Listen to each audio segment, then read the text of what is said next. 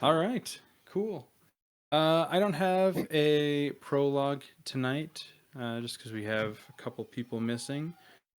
But I do want to start out with two questions that, depending on how far we get tonight, may come into play later in the actual game. If not, maybe next week. Answer just the normal way in the Discord in your chat. These don't have to be secret answers, though. So if you would like to share after you answer, you are more than welcome to. This is not a pop quiz. Number one. What do you believe is your area of greatest expertise or knowledge? Your character, not the player. Your area of greatest expertise or knowledge.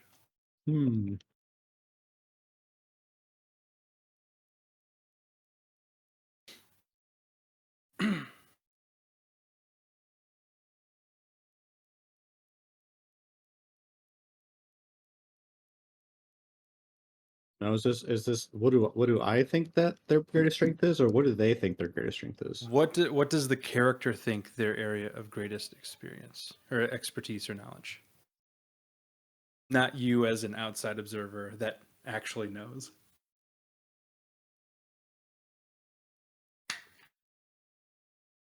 Although that also would be an interesting question. I might ask that in the future.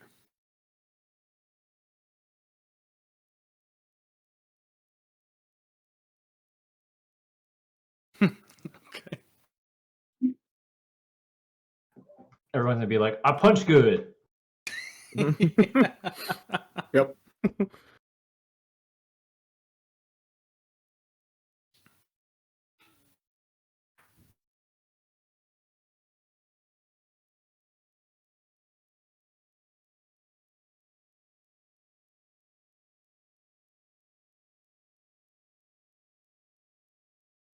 Fair enough.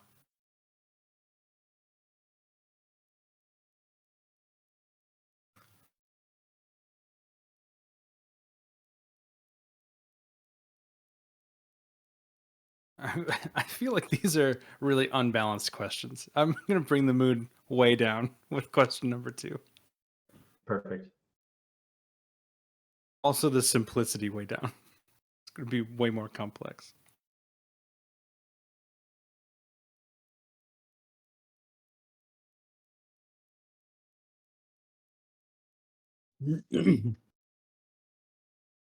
Also, I just realized I switched from first person to third person in those sentences halfway through. So do ignore that. That's all right. I'm still committed to my character. I wasn't trying to dissociate or anything. No, well, Vern is like this.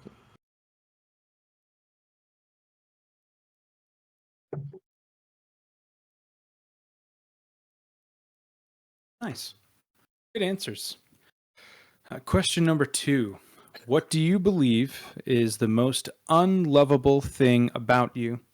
And what might someone do to convince you otherwise? Ooh. Oh.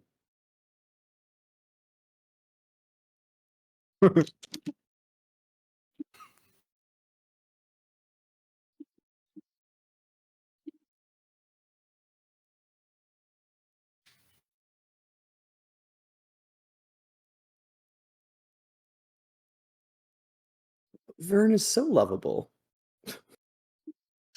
There's got to be one thing. I'll post these questions also in the general chat if you. How dare you? Vern is perfect. Perfectly lovable. Man, even lovable people have a least lovable trait. That doesn't mean that trait is bad. Second part was I have an someone idea. else can convince you to change? Or how would someone convince you to change that? And what might someone do to convince you otherwise? So you believe this thing is the most unlovable thing about you. What would somebody have to do to convince you that it's not? Okay.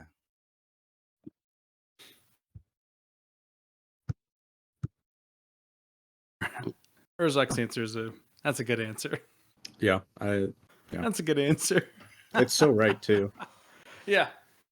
Here you go. Just put your shoulder behind it. Like You're right. lean all the way in.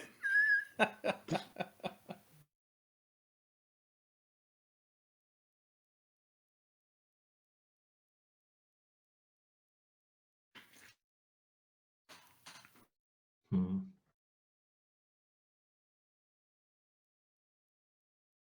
This is from the perspective of the character, correct? That's correct. Also a good answer, Eric. Gosh, Archer is set tonight, man.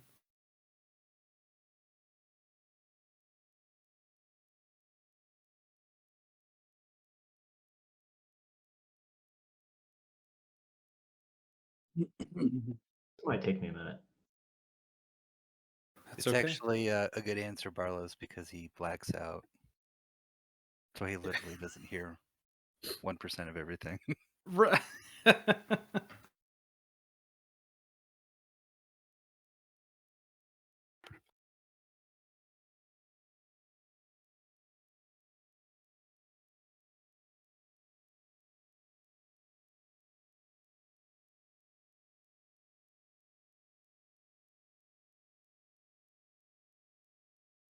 Nice, Fern. Thank you, Also a thank good answer. you.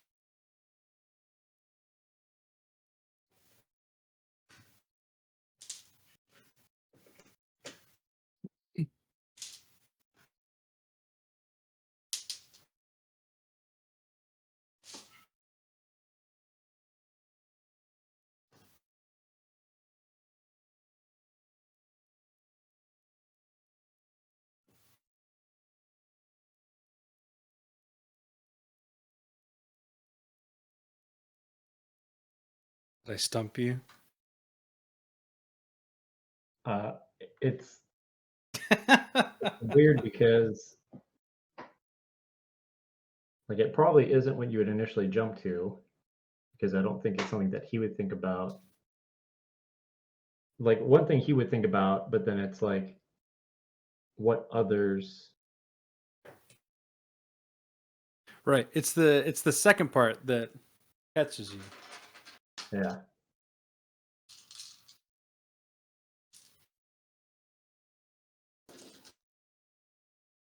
I have a guess at what you would answer, but I don't have a guess at what you would answer for the second part. So I'm interested to see what you go with. I can imagine Urzak like at home, midlife, has like a wife, and she's just complaining about you're always in your books. Don't pay attention to me. You've already read that book. You gotta read it again. He just like ignores it. He just like cold shoulder, just Yeah, it doesn't say anything. Just, I like how Urzak's wife is somehow like stereotypical Beth? Orthodox Jew. yeah. You're always reading those books. that's my drag, by the way. You Yeah. never pay attention to me. Well, then you shouldn't have married a invulnerable cold dragon. Or, not invulnerable. What's It's the like- word? Urzak's the one who has to come to reality with. Why can't I you- think about that? Yep, Why that can't I was- think Yeah, of the that- word? Not the word You invulnerable. live but something else? forever. Yeah, it's not. Immortal. He can't die. He, Immortal. immortal. Yeah. Yeah. Oh, Christ. okay. It was also stuck. It's in your my memory. fault for marrying an immortal dragonborn. hmm Also, I thought of The something nagging's cool immortal for too, though. Duggar's Tome. Mhm. As soon as it's used, the new book or the Duggar's Tome, after it copies, it smells and feels like freshly printed paper, so it's like all nice and warm. Ooh. I think that's great flavor to make canonical. That'd be Because great. that's homebrew, right? So Yeah, not homebrew for me, but it is not an Oh, official okay. item. So I guess I kind of adopted it, or I adapted it from something else. But cool item. Sorry, I think I missed that merchant or whatever his name was, Errol. Errol, yeah, I Mhm. missed that. that might have been a week that you were out. Hmm Don't worry, I he'll come remember. I back remember he with charged 8 like more 5 gold. items. I Charged saw 5 gold the to identify episode. something. Yeah, I saw the he episode. I he don't doesn't think know how to run a business. He's just throwing darts at the wall. Oh, he's great at identifying, right? Yeah, he also doesn't know anything about the items he's selling. He's just like, I bet there's something. He used to only charge like 1 gold for identifying service, and then Urzak said he'd pay him 5, and now he only like charges 5.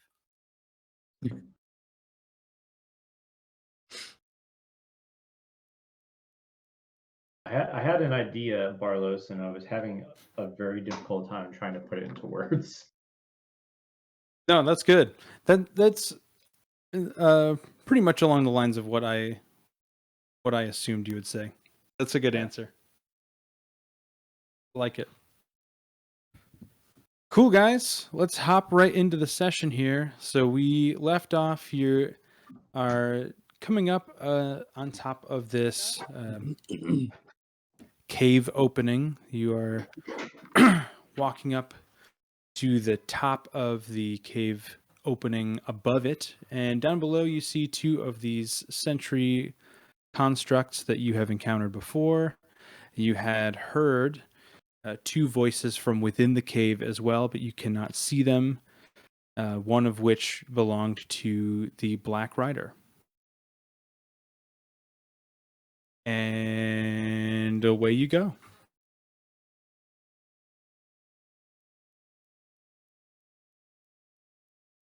Who needs to short rest? Oh yeah, Right. remember to People- short rest. People that weren't here, that still aren't here. Probably. I think so. Yeah. my It was the chair- 2 of them. My chair is I am just going revolting. to do that for them. I believe that I can short rest for them. Oh, with a short rest, though, I don't know if they'll want to use hit dice. I'll just keep that there.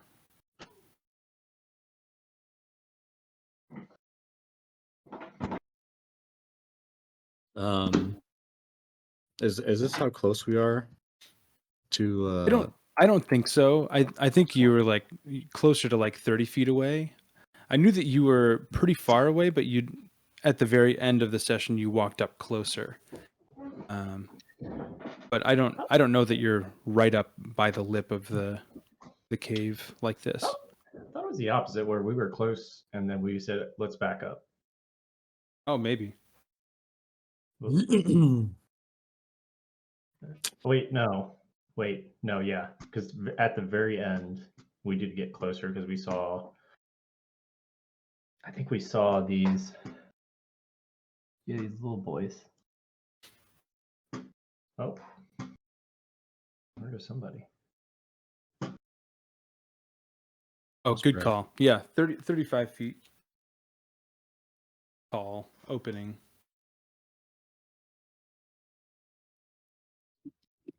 Okay. Eric's in one of his blackouts again. Yeah. Beth. So if I remember correctly, the two figures that were talking basically were talking and then they just went "Ugh," and then sunk down, right? No, Or so you heard their voices ahead, okay. but then once you realized what it was, you would assume that they were inside the mouth of the cave. So you did not see them; you just heard their voices, like ahead of you, Okay. All right. and now you would assume that they were coming from the inside of the cave. Okay.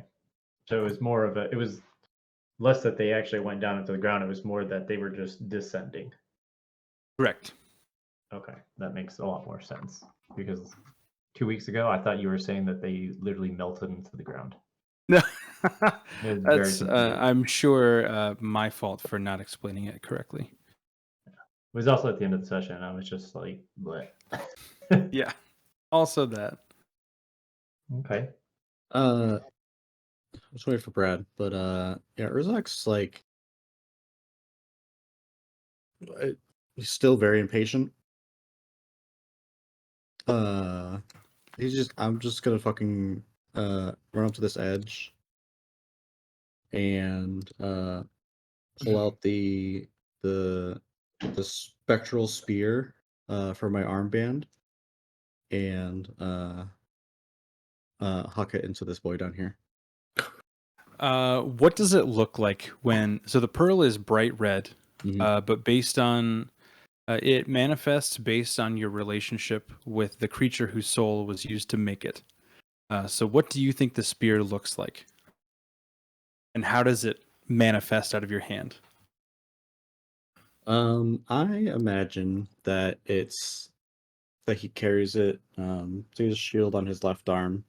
He probably has the warband on that left shield arm. He probably just holds out his arm and wills it, and then the handle kind of just juts out, and he just pulls the spear out, and it's just this. It's the same color as the pearl. It's this like deep, almost like blood red spectral spear that's just crackling with energy.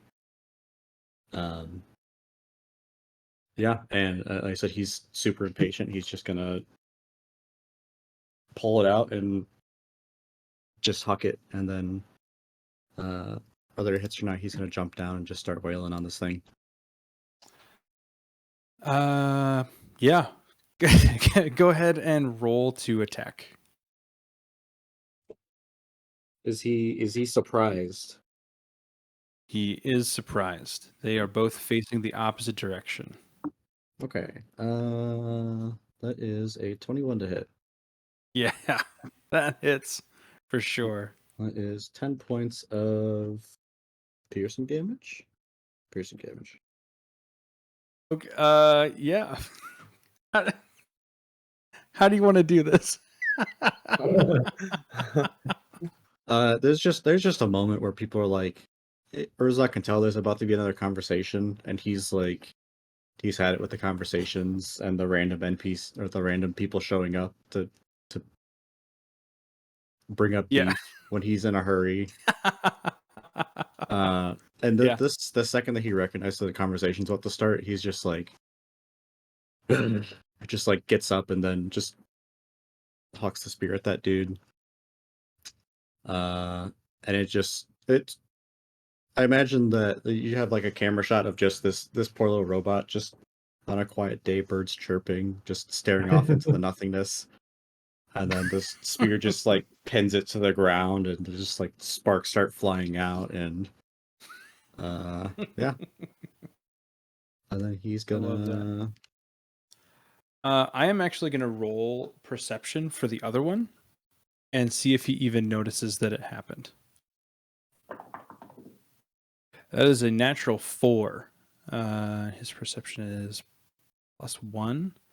He doesn't even notice that the other guy is dead. This guy. Sweet. No idea that the spear has rained down on his friend. In that case, going to use the property of the warband, which is to resummon it to my hand as a part of the attack action. And what's my range? Okay, so this will be a straight roll because that's at long distance, but he's just gonna fuck at the other guy as well. Okay. And this is also a surprise, so you can take that advantage as well. Advantage for that, but disadvantage for it being out of range. Gotcha. But it's a 30, so that hits. And that is also 10 points of that damage. hits. Okay. This one does not take that down. It's close. It kind of like just knocks a chunk off of his body. Wherever it hits him, we'll say somewhere mid abdomen at long range. You can see pieces of metal just kind of fall off the sides of him when he gets hit by the spear.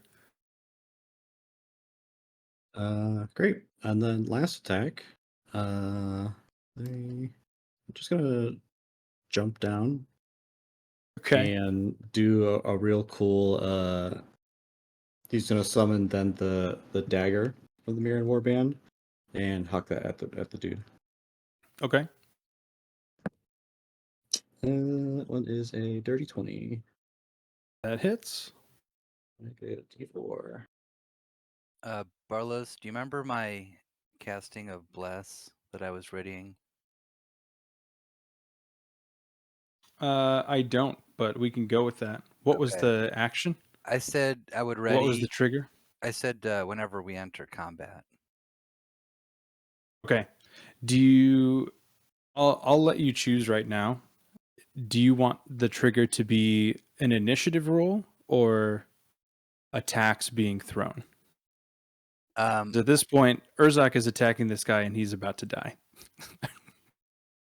since So you have how not long does rolled Bless initiative yet. last? It lasts up to 1 minute. I'd say initiative roll. Okay. Yeah, you can hold Yeah, that. I I'm think good with that's that. better. But it's a 4th level, so I can get everyone in the party. Yep, I'm good with that. Sweet. Okay. Dagger attack was another 8 points of damage. Okay. Okay. All right. I'm gonna call that. He has 1 health left. I'm not gonna make you all roll initiative for one enemy with 1 hit point. Yeah. How do you want to do this one, Urzak? He just does a cool like jump through the air, overhand dagger throw. That just knocks him to the ground when he's struggling to stand up from the last hit, and do the 3-point superhero landing, and yeah, just immediately survey the area afterwards. Yeah. So make a perception check. 7. Okay. So the cave is to your north, and there is grassland and some rocks and some trees to your south. Urzak will call It up is everybody. incredibly dark in the cave. Urzak will call up to everybody and say, "All clear. Come on."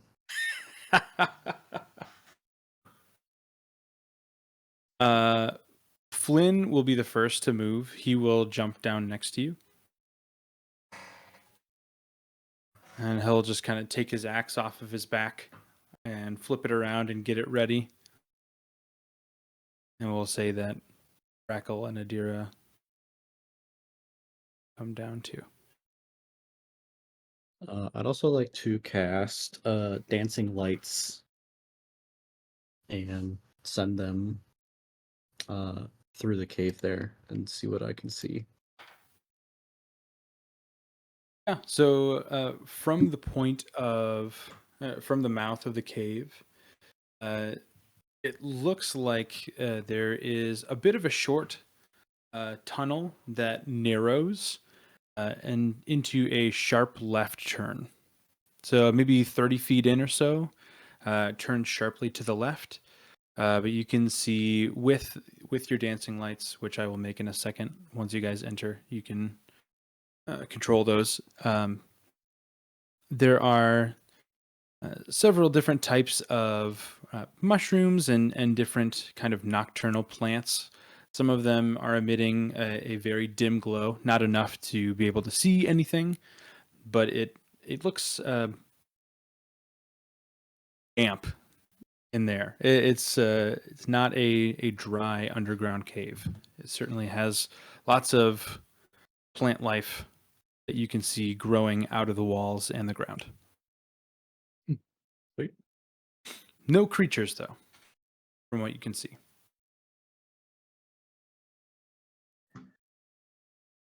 I take it this drop is negligible. Yeah. Okay. I'm good with that. I will follow down slowly. Is the cave dark outside of the lights that were just The sent out? cave is incredibly dark. Yes. You can see about 10 feet in, 15 feet in, maybe. And then past that, you're looking at pitch darkness. And you do not have any type of vision, do you? I don't think you do. Going off of that was priming. Teth will look down and kind of stretches. You know, like when you're trying to stretch your your fingers and you're like doing this. He does that a couple of times, and then he will speak the word clarify, and then he will expend a energy cell in his armor and gain dark vision for an hour. Nice. Boop. And just say this is probably a trap.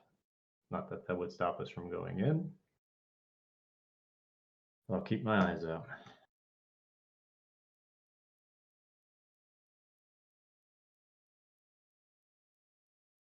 Arzak will just turn and look at everybody and say, "Well, are we ready?"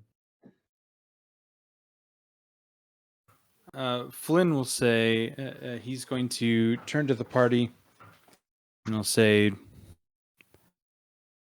I'm sure they work in shifts. I've learned as much working for people like the casters. A few of us should stay back and keep watch. I volunteer myself and Brackle Baff. He looks right at Brackle. And Brackle will hesitantly agree to stay at the mouth of the cave with Flynn, which will be played out at the beginning of next week's session. Juicy conversation. So they are going to stay here, and the rest of you can enter the cave whenever you're ready. Arzak will just put a hand on Flynn's shoulder and say, "Be safe," and then head down the cave. Flynn will just nod back at you. In that moment where Flynn asks Brackle to stay back, does Brackle react or does he just kind of play it cool? Brackle will play it like Brackle Baff and be very charming and cool-headed about it. I suppose if you'd known Brackle for a while, as you guys have, you would know that Flynn is suspicious of him. So he is probably thinking about what he's going to say. Oh, But externally, he seems cool as a cucumber.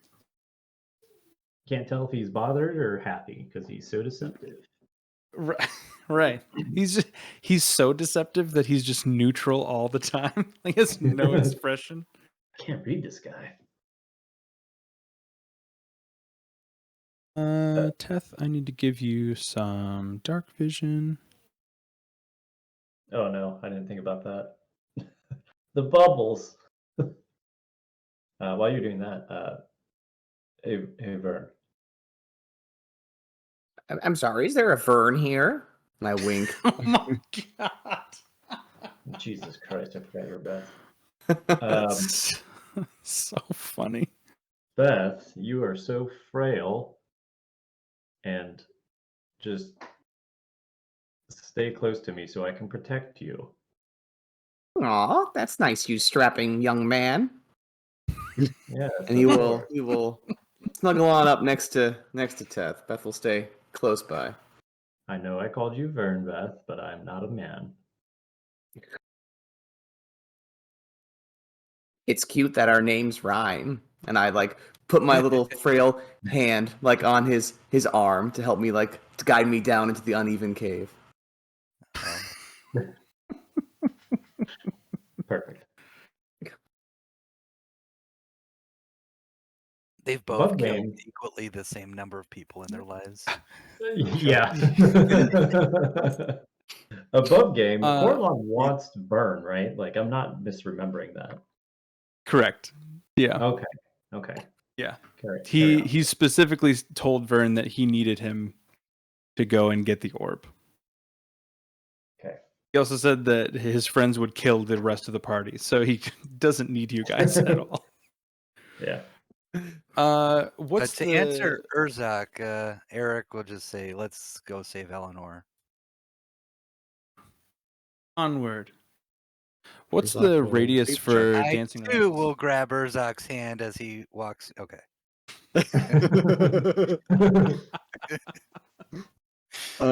So they are 4 globules, and they shed dim light in 10 feet radius each radii. Okay.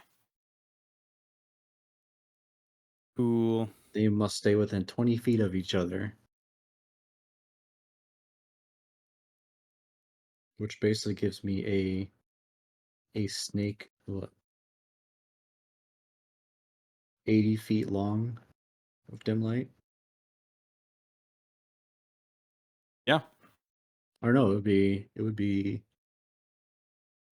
100, because the wait, no, radius would go from, would the 5 feet that the light takes up be considered part? No, it would be 80 feet. No. Yeah.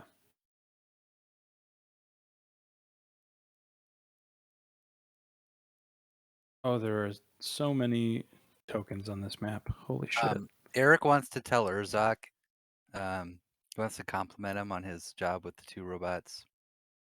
I've never seen a Dragonborn just as good with a spear as with a library card. What the He'll the underhandedness will go over his head, and he'll say, thank you. At the temple we preach that the sharpness of your tongue should be just as sharp as your blade. I wish I had an IPA to like 2 of them to just share with Urzak. Just all right. Let's go save Eleanor. Like Urzak's probably like a red or white wine drinker. For sure. He's a classy boy. 100%. Eric's just IPAs all the way. Just the most flowery beers. That's a Jaeger girl.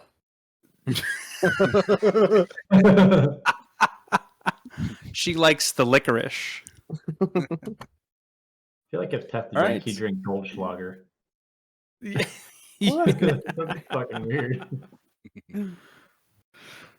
All right, you guys are in the cave. Donovan, you have control of all of those lights too. Also, let me know if anything looks like shit. it doesn't look bad, but there's a little bit of area up there I can barely make out. It is there should be there is a flame later on, so that it may be shedding light. okay. I just have an odd angle on something. Okay, that works. Oh yeah, you're kind of up front, so you actually have the most vision right now.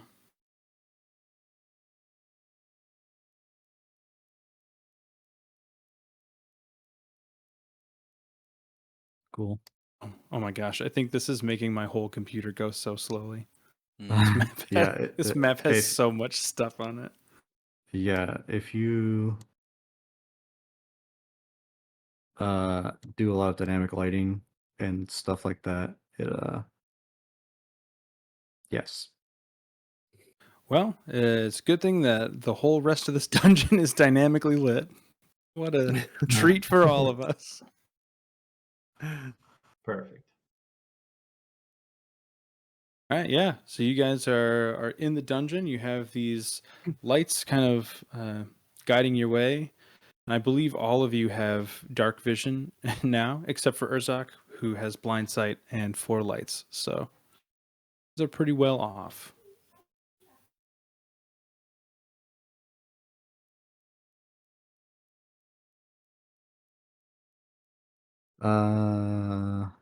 Great. Yeah. Urzak, Urzak isn't worried about the traps that he's been warned about. He thinks he is the trap.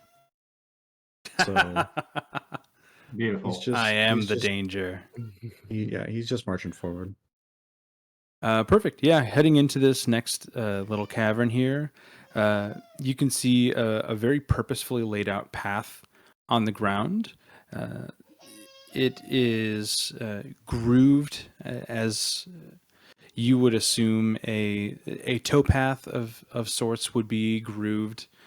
Several wagons have definitely moved through this section. To your right, you can see an active small waterfall. So about halfway up the wall, maybe 6 feet up the wall, water is pouring out of the wall into a pool on the ground. It doesn't seem to be getting any closer to you, even though you can't see a noticeable dip in the ground. So you would assume there's some type of filtration system or a bypass at some point there. It's just kind of spilling out of the wall. Other than that, it's just other plants and shrubs and things.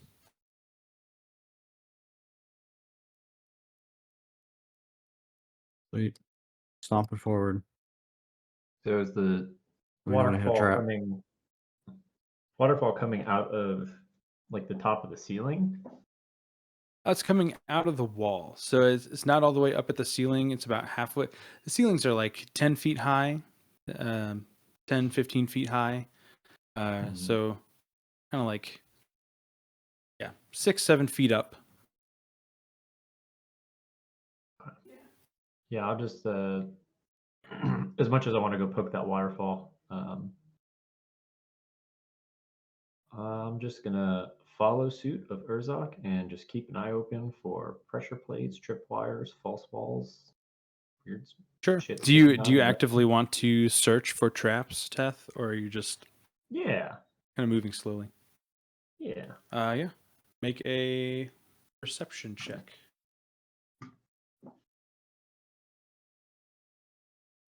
Oh god, how do I use roll 20 again?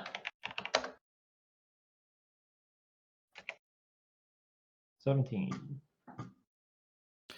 With a 17, marching through this first cavern here, there is nothing that you can see that looks out of place. It all seems to be, other than the grooves in the path and like the cobbles in the path, everything seems to be pretty natural, undisturbed.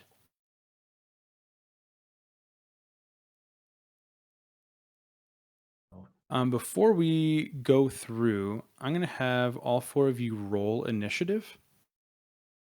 Not for right now. I'm not doing the roll initiative. You're just going to get dropped on right now. It's just that there's a possibility of many tiny fights, and I don't want to re-roll initiative every time. So I'm just going to do it once and apply to the... Oh, ooh. It's fat too.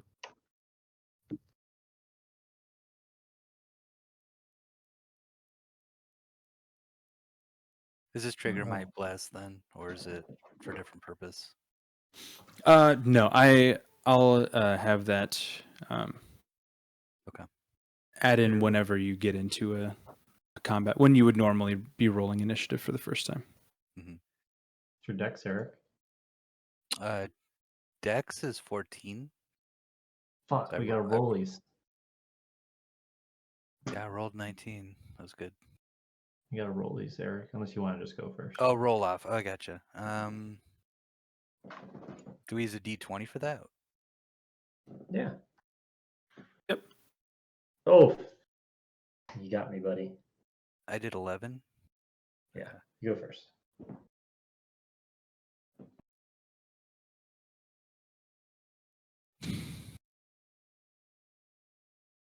Great. We'll just keep that turn order over there for later. Urzak, as you are coming into this area here, you can see more man-made structures now. Over to your immediate right, you can see the beginning of a table. Right here in front of you, this looks to be some sort of an animal trap. There is nothing inside of the trap that you can see. And then moving up into this section, you can see another sharp right turn moving forward.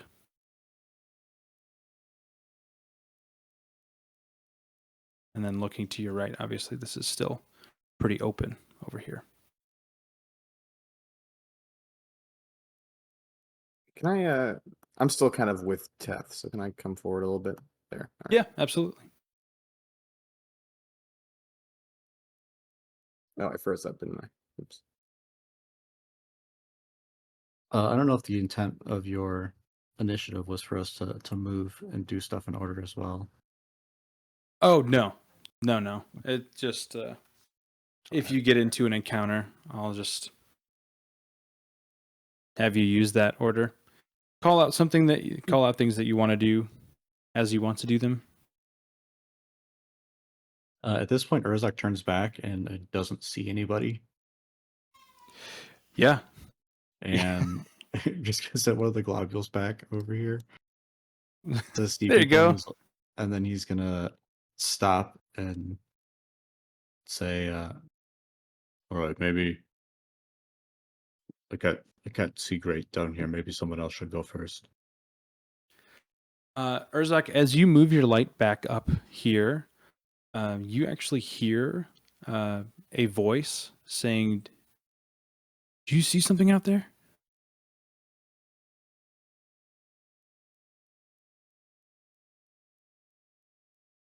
Urzak's just walking up to it. Okay. We're supposed to be here, right? Oh yeah, I guess we Uh, are expected. I keep forgetting that we're it was expected, like, yeah. come and get your friend. Yeah. We should just follow along and be like, yeah, we're picking up Elmore. Yeah. What are you talking about? Yeah. Avoiding this trap on the ground. I'm gonna go up around this corner. I'm gonna follow Teth too. Yeah. And then just Okay. circulate the lights in this chamber. And immediately as you as you shoot the lights into this area, two guards with spears will stand up. They're sitting around a fire over here. They're gonna stand up and what are you doing here? You're not supposed to be down here. Calm down, relax. It's all right. They are pointing their spears directly at you. And this one is walking towards you. Urzak is so unbothered.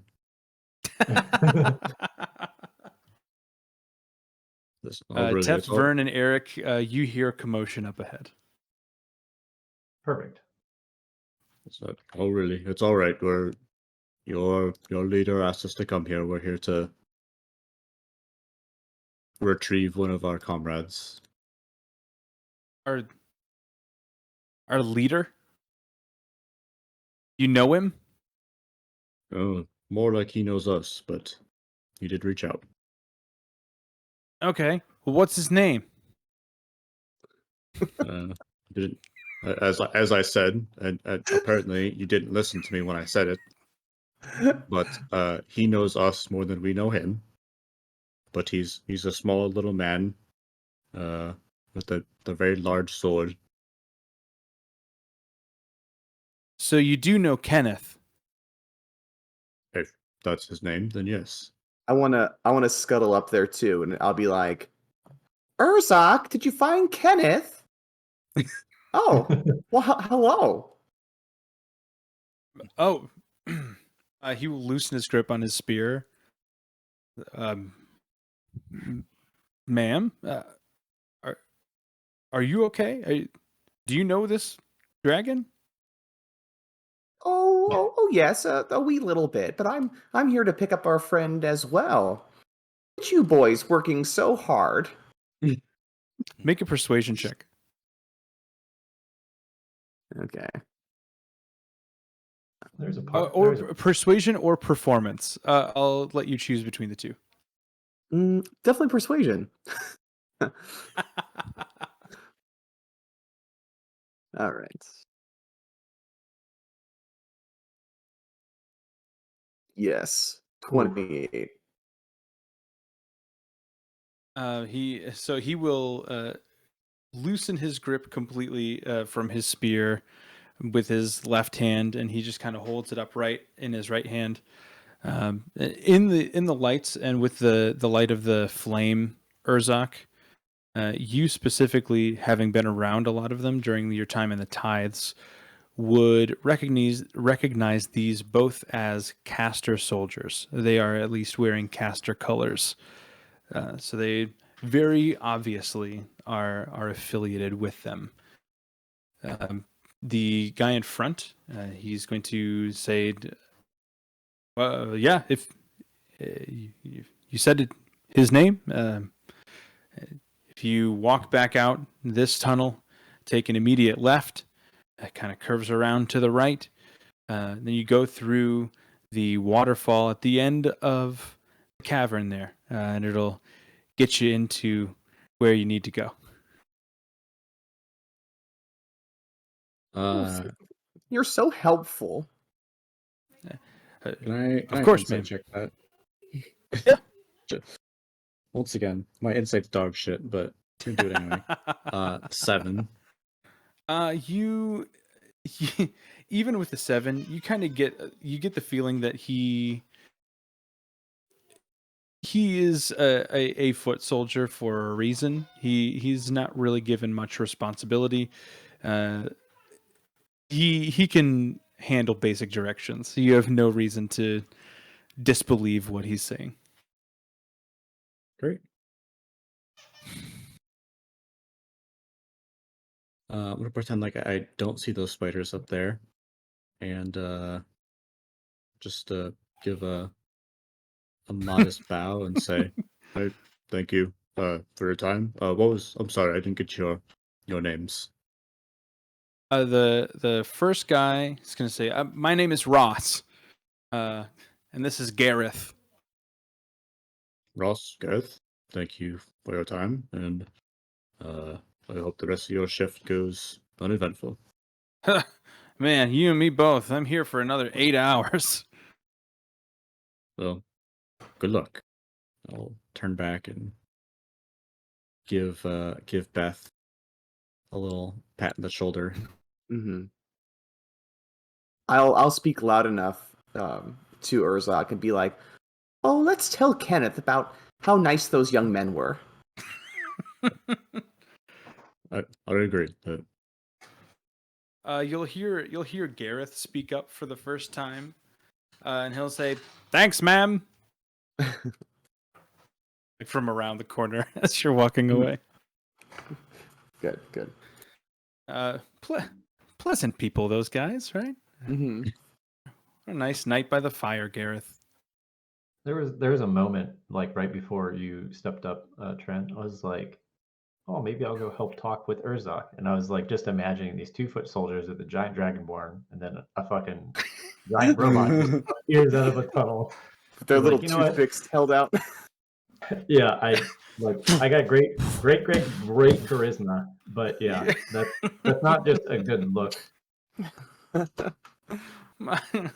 Mostly intimidative charisma for Teth. Yeah. In a situation like this. Yeah. Yeah. So you avoided an altercation with Ross and Gareth. They were nice young men. Ross and Gareth avoided an altercation with us. Correct. There's certain death for those guys. Specifically, an altercation with Urzok. Yeah. You can see Urzok just going pong, pong. I don't know if you guys saw those robots outside of your cave, but they don't exist anymore.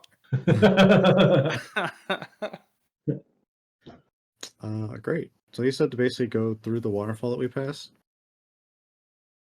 No, Or was it a take different immediate, waterfall?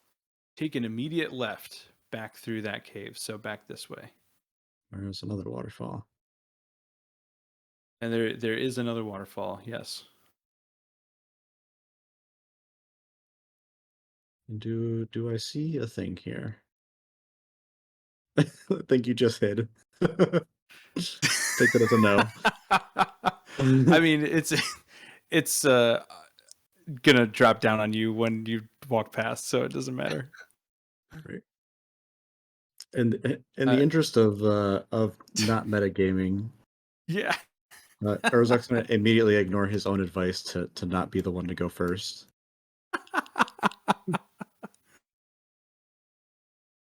In the interest of Yeah. not telling someone else to go and trigger the thing to hop down on them. I was hoping that you would be the one to get the first attack like this anyway, Urzok. Yeah, Urzok, as you pass through this this crevice here, a giant spider drops down onto your shoulders. Oh no. In the spirit of not bogging this room down with combat, are there any reactions that you could take? I'll let you take a reaction if you want before we open the floor to combat. I have a reaction I can take if it hits me to make it miss, but other than that, no. All right. We're engaging in combat. Eric, you see Urzok walk behind this pillar. It's like a stalactite or stalagmite. I can't remember which is which. You see Urzok disappear behind this pillar, and you hear a giant thud. And that's all the context you have. You okay, Urzok? You would also, assuming I didn't die immediately, hear the most childlike scream from Urzok you ever heard. Do you hear Urzok scream? If that answers your question. This sounds bad. I'm gonna move over here. It might have been Beth who was screaming. You're not sure. I wanna. Can I nature check the spider to learn all I can about the beast? Yes, you can. How in depth do you want to make a check? An action. Okay, yeah, make a nature check. Okay, cool. Eric, get this fucking thing off me. Eric's just like, oh, I see. No, It's got a little fuzz here. It means that it's from the southern reaches of Mir. I rolled a 17. Definitely venomous. Yeah, with a 17, you would be very familiar with this type of spider. You have encountered it several times in your travels. This spider is not venomous. You know that it does not have the ability to inject poison or any type of venom. Is the screen supposed to be black? Unfortunately, yes. Oh, the recording. I didn't even think about that yeah. for recording. Yeah. I should probably start recording for these ones. Yeah. You would also be able to tell that these spiders aren't necessarily the most formidable. They are not known for being super strong or having very high constitution. Okay. They can see in the dark, though. Okay. Do I know anything about their alignment from this check? Yeah, typically unaligned, but based on how this spider is behaving, it would tend to be more chaotic leaning. More chaotic. Okay. I was thinking of trying to attract it with food, but maybe I think it's best to destroy this little guy.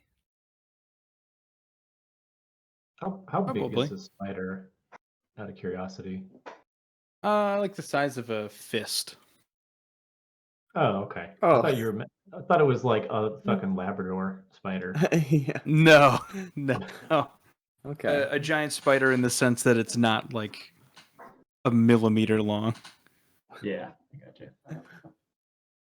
Yeah, hand-sized. But it is thudded down onto Urzok's armor, heavy enough to make a sound on Urzok's armor. Is it? Thick Okey-doke. boy. So I cast spell or cast bless with spell? As I cast bless with the initiative. Yes, this would be the trigger to cast bless. I know I said whatever level spell earlier, but Brackle and Flynn were in the party then? Is it okay if I just do... Oh yeah, you can edit it. Yeah, that's fine. So there's... Adira's also not here, correct? She stayed out? Correct. Okay. So second level, I'll upcast it to second to get all four of us. We're within 30 feet. Okay. So I've done that. Attack rolls, saving throws. You can add a D4 for the next minute. I've used my action, some movement. I do have bonus actions. That asks me my next question. I probably can't cast another spell because I've used a reaction spell. You can't cast a spell. Yeah, you can cast a spell if it's a bonus action or a reaction, but you can't use a reaction on your turn. Okay. So the only bonus action spells I have, I think, are just healing and Misty Step. Buff. You Misty Step to the front of the cave, leaving Urzok with the spider on his shoulder. Well, then in that case, I don't have a bonus action really to use. Not interested in doing any of those spells. But I will tell Urzok that don't worry, this thing will be no problem for us. He doesn't have a bite. He doesn't have venom. Oh, it can bite. It just can't It doesn't. inject poison. Yeah. He's like stiff like a board, just like orbits at him, like trying to hold Yeah. it as far away from him as he can. I'm sure that information does a lot to quell Urzok's arachnophobia. I use a bonus action to persuade Urzok then that he's gonna be okay. I'll allow that. Make a persuasion check. At disadvantage. A nat 20, so Is it disadvantage? really hilarious? Yeah, roll at disadvantage. disadvantage. Okay, so maybe it's not. But it's 18. Yeah, you drive the point home that it is as far as giant spiders go, this is a relatively safe one to have drop on your shoulder. He's still petrified, but he's soothed by the knowledge that it is not venomous. Nice. That actually gives him comfort. Hearing the commotion over here and all of this yelling about venom, Urzok, you have a plain view of several other spiders approaching from the northeast. And Teth, you probably can see that as well. Yeah, a little bit. Clearly harmless. Hi, Teth. All right. Yep. See these spiders just coming in a fucking squad, right? Essentially, I can see at least 3 of them. Mm-hmm. Welcome. You've come here to get Kenneth. It's like they all speak.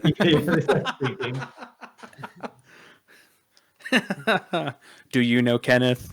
We are Kenneth's pets. Yeah, I guess just kind of continuing to continue to kind of look around, and then I'll start approaching these spiders. Do a 5, 10. That's 10 foot. Okay, it's a bunch of spiders. They're clearly coming this way. Correct. Yes, they are approaching the party for sure.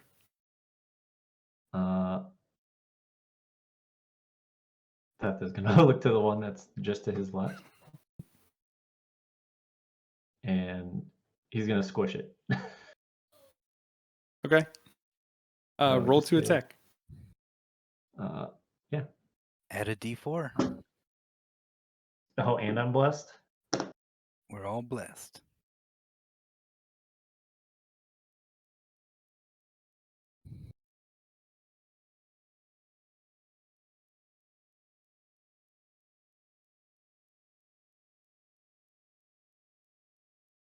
Oh yeah, that hits. Right. Yeah, that hits. Sorry, it's been a while. So 2d8.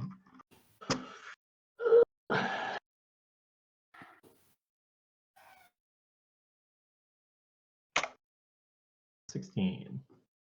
The 16 squish. Yeah, you could hit it with your hand, and it is gone. Yeah, thematically, Teth just starts walking around the corner, sees the spiders on the right, but then doesn't expect the one that's like right by his face, Right. and then just naturally just swings up and just splat. Perfect. All right. Uh, Yeah. And What else are you gonna do? Teth was expecting a much larger spider. By the way that Rizak was reacting, but everybody has things they don't like. So he's gonna keep on moving. Say, I don't think they're friendly. No shit, they're not friendly. See the way the thing pounced on me? It's a vicious animal. Yep. Just keep on moving another 5, 10, 15. So, and then just do the second attack on this little guy. What am I, a paladin? I have 2 attacks, right? Yeah. Dude, I've played way too many characters since. I haven't played Teth for weeks. I don't know what the fuck I'm doing.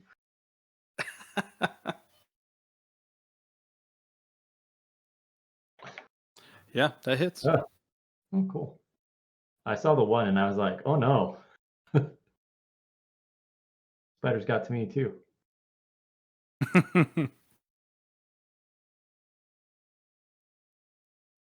Another 16. Yeah, Squish, squish. it destroyed. Yeah, completely obliterated for sure. Then as a bonus action, I'll point my sinew-covered sensor mace at the other 2 spiders and just look at them disappointed. And just, please go. They do not understand what you're I know. saying. I know. Please go. So with this on the spider's turn, from behind you, Eric, Urzak, and Vern would be able to hear this. 2 more spiders walk out from where you came, talking to Ross and Gareth. They're back here, and they're just moving. And then these spiders are going to walk up and attack Teth. They're both going to roll for attack. Are Ross and Garrett actually spiders? They turned into they're just big skin suits full of spiders. You're just gonna have a deluge of spiders coming down on you guys. Great. Rolling to attack. That is going to be one of them definitely misses. It's a 3 for a 7. And the other one is a 19. Which I Miss. think both of those miss, yeah. Yeah, they try and just like nip at your feet, and they can't quite puncture your armor. Vern. Hmm. Well, I can't even see them yet where I am. So I guess. Oh, they're there. No, there's some behind us. Okay, I see. Yep, you can see the 2 to the left. Okay. Can I everybody guess see? I- Everybody Yeah. has the vision that they're supposed to some have. light. Okay. Yeah. Okay, so yeah, I'll see the spiders over here. Are you guys all fighting spiders? Yes. Okay. Well, I guess the verdict. Eric, I don't know. He seems like to want to make friends with it, but Oh man, they're chaotic. they're just chaotic. Okay, let's Who knows if see. they I like food? feel I don't know. I feel like if I create a bonfire, that's gonna really screw with them. Like I can't imagine they would like that. So Probably not. I'll advance a little bit, and I will cast bonfire on the one that's closest to me there. So they have to succeed on a dexterity saving throw, or take 1d8 fire damage. Oh wait. Are you What level casting am I on both? No, of them? never mind. I'm sorry. I have more than 1d8. 3d8. That's pretty nice. It's a pretty nice little cantrip. Sorry. Okay. Does that target just one creature? Or Yeah, it's like a 5-foot, and it just sits there. It's like a 5-foot cube. Okay. So I'll just burn up that rolling one dex spider. for Hopefully the other first one. Yep. That's going to be its dexterity is -1 for a 10. Okay. Yep. It does not succeed on that. So 3d8.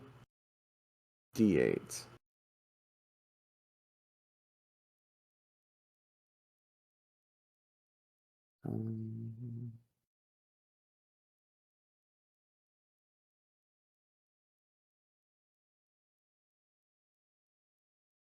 there.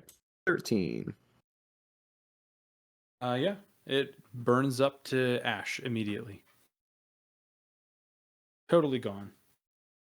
And now I have a little fire right there. Oh, which is producing more light, right? So we can see some stuff. Yeah, you're right. You're like, oh, do I have to adjust lighting again? It's it right there.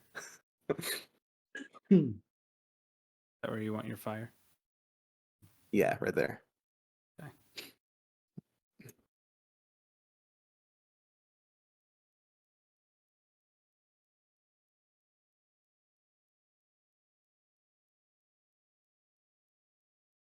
Nice. Great. Okay, I can Urzak. see.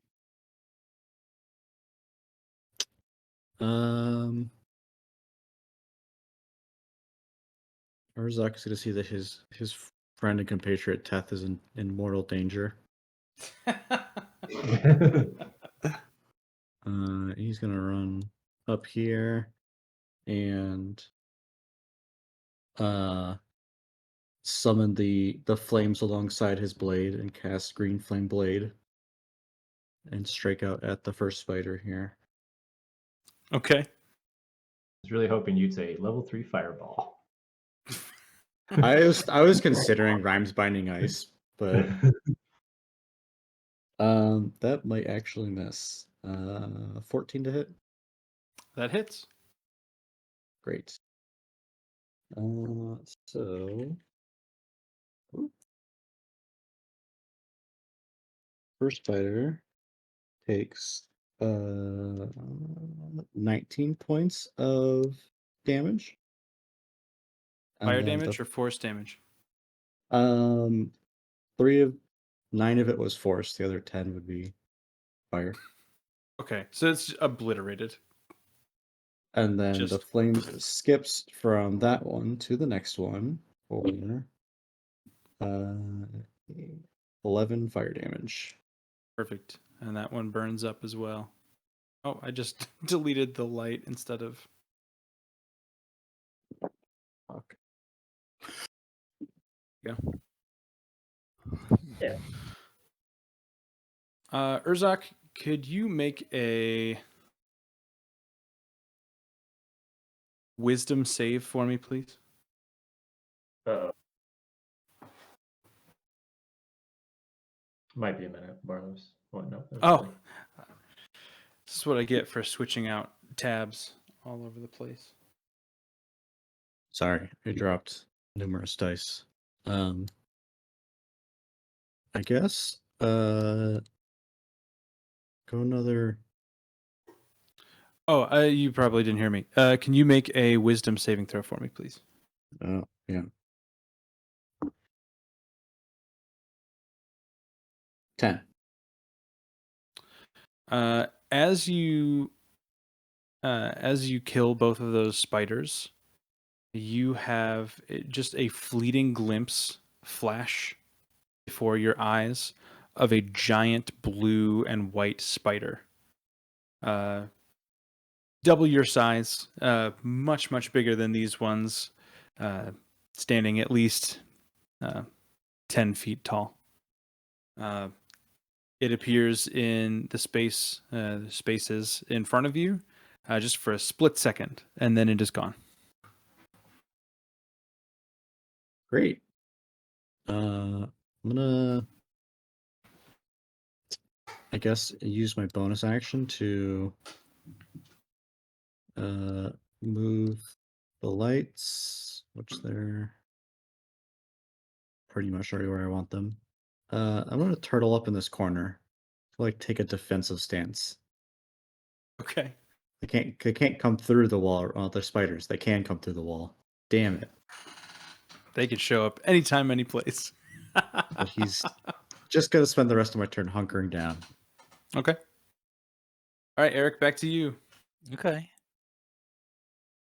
Not gonna fool around with any more nature checks. Just gonna go on the offensive. Shoot my hand crossbow back behind me. Across to this guy. Assuming I can shoot over this in the fire. Yeah, we'll just call this rubble on the ground. It won't impede anything. Okay, so Roll for attack.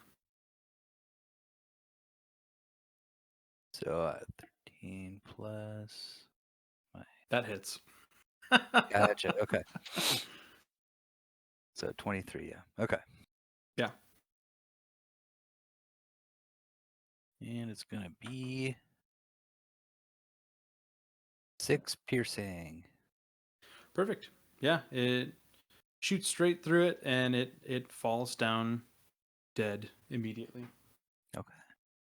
Make a wisdom saving throw, please, Eric. Saving throws also are less, so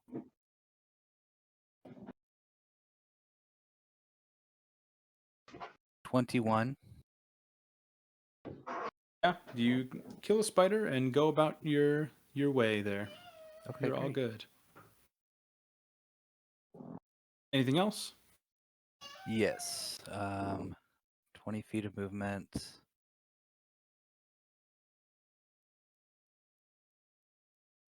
I would say Urzak's defending from something. I will use my bonus action, plant my shield. I'm going to move some a little more. I've got some movement. Plant my shield. Okay. You can. I'm going to leave the turn order up, but you can exit initiative for now. And as things kind of quiet down, you can hear a very faint, almost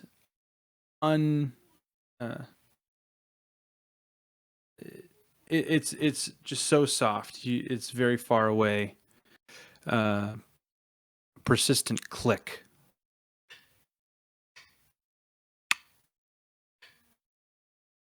Over and over. From deeper within the cave. That's good. Beth.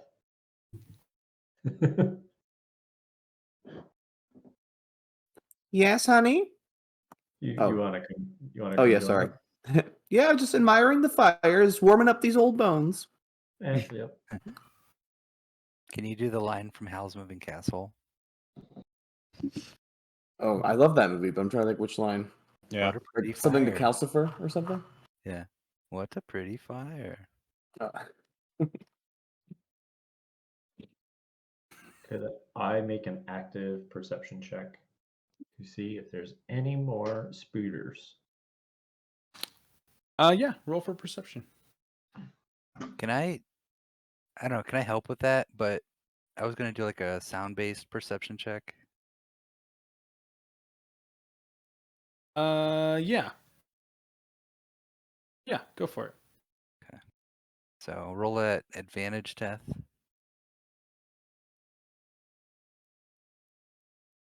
Or should I just roll like both of us roll?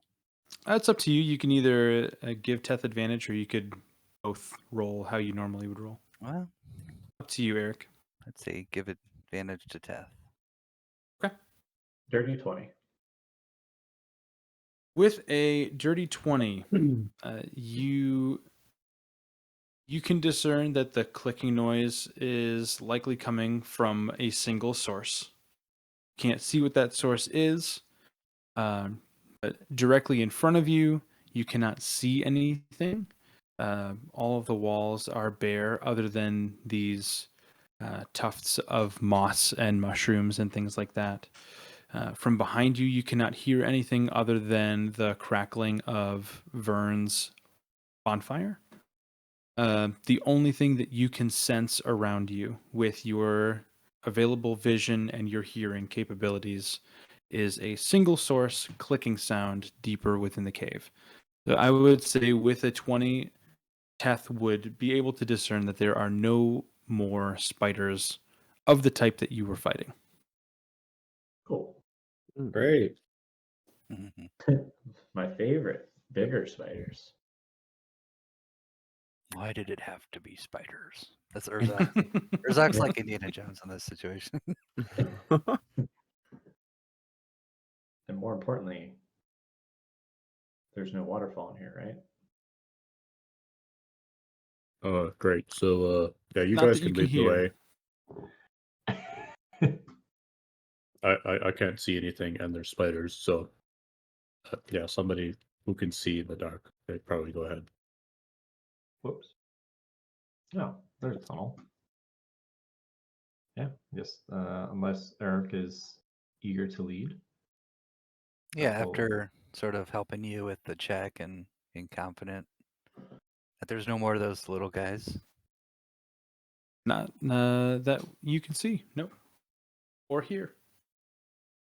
Say, come on along, we're going down. Yeah. Take the lead, Eric. Uh-oh. Now on the map I see a skeleton. Is it humanoid? The pickaxe. You see that down there? You would assume that it is humanoid, yes. Can I do like a little investigation? What are you trying to look for? Ooh, how old it is, how it died. Yeah, roll investigation. Maybe what species, if it's anything of note. I would even allow you to roll medicine. Okay. Yeah, because that I could see how that would be. So 14, medicine. Yeah, with a 14 medicine check, you would assume that this I mean the bones are clean. It doesn't look like they were cleaned by a creature. It looks like it had a full decomposition process. Mm-hmm. It doesn't. You can't see any huge blemishes in the bones. Like it wasn't bitten or attacked in any way. It seems to have died by either some type of natural cause or some type of injectable that would have killed it from the inside out. Mhm. Hmm. And just to confirm, it is human then? It's Humanoid? it's humanoid. Yeah, it could be Not elf. human. It could be. It is not an elf skeleton. No. Has been Probably- here a while. Probably dragonborn. No. They have a Not taste a for not it. a dragonborn. Spiders like the dragonborn. Probably did not die from these little spiders, so there's gotta be something else. Everyone. By the way, I picked up my shield. Sorry, I didn't say that, but I assumed. I just left that back there. this priceless piece of family armor.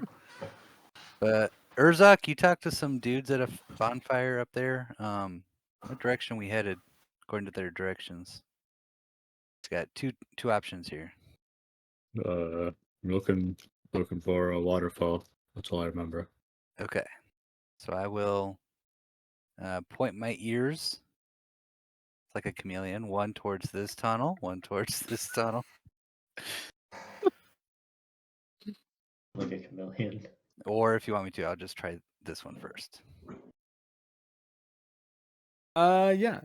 You as you approach the mouth of this tunnel, you can definitely hear water flowing for sure. Okay. Is there a And waterfall in this the tunnel?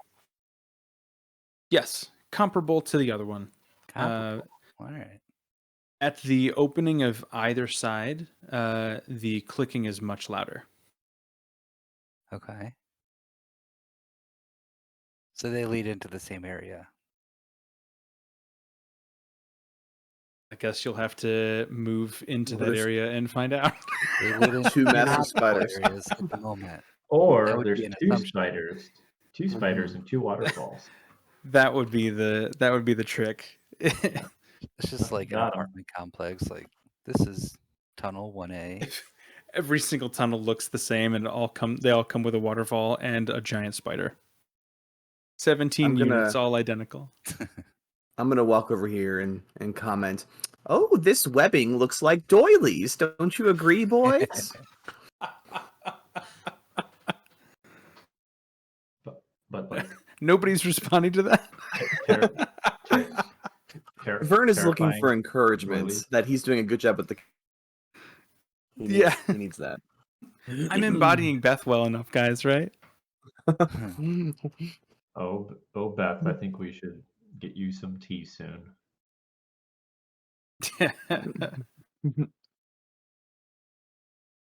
I waited for you to put something in your mouth Yeah, I know. to eat. Well, The tea only he's my eating- tea. My tea's the best tea. Always piping hot. Consulting my notes, So making hot. sure that I'm getting that right.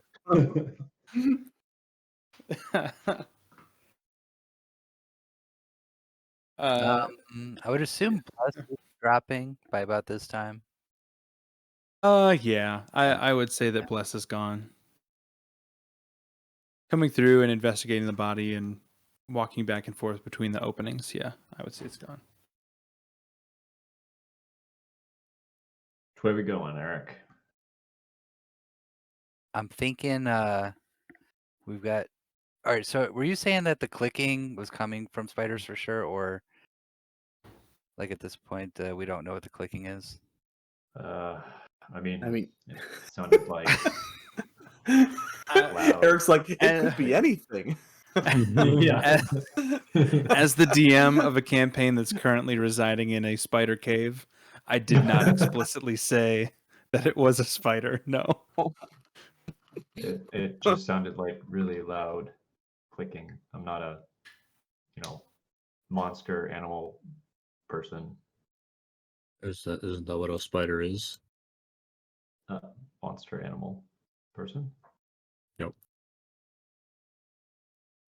You really stumped Teth on that one. He's gonna think for a minute. Computing. Computing. Yeah. Recalculating. You can empathize with anything that's trying to decide if they have their own self-identity and soul. Rebooting. Do spiders have souls? Are they basically natural constructs? Regardless, if it's a spider or demon or a human named Terry, if it attacks us, we're going to deal with it. This time it Fair. won't land on our shoulders. Yeah. Hopefully. All right, come on, boys. Not getting any younger.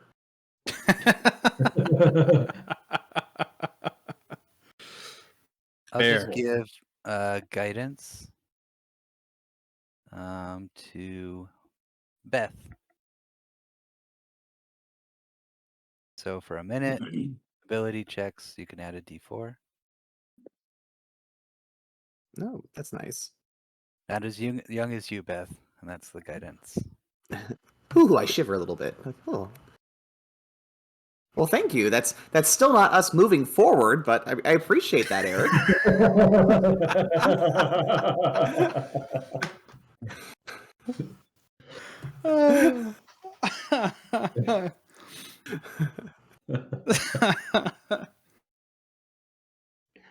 I'm following the leader. Take my arm. Okay. Beth happily does that. Where are you? Oh, you're way down here. Okay.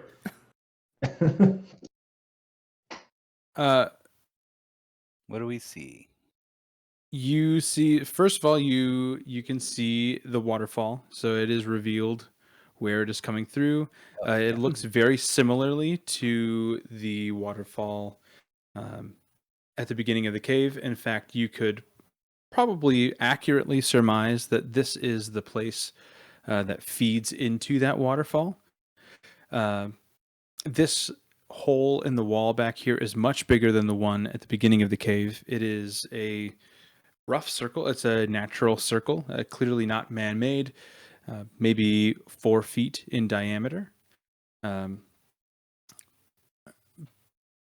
And a lot of this is much deeper than the pool that you saw at the beginning. So this is actually feeding into a small kind of underground river flow. As far as everything else, it looks very similar. Some small rocks, some mushrooms, moss, weeds, brambles, things like that.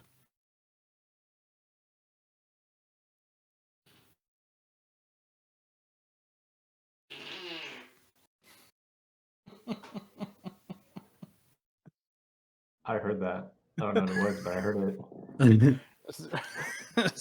Rhiannon making a fart noise behind the door. At least I assume it was Rhiannon. Oh. If it was Archer, that'd be wild. Yeah, I'd be like, Oh, go check to see if he's okay. Go check his diaper, Jesus. Yeah. My my baby just shit himself. He does that enough already. my Discord went out earlier while Urzak was chucking spears.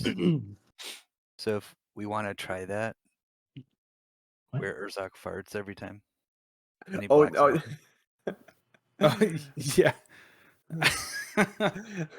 I was thinking Eric, about that because God as we were damn, creeping dude. up, we were creeping up at the door and or at the entrance to the cave, and you logged out, and I was like, oh, if that happened now, it's like, shh, be very quiet, guys, and then just Who's there? loud. So I just Did I hear a awoke to, like, fart? Urzak chucking spears, yeah.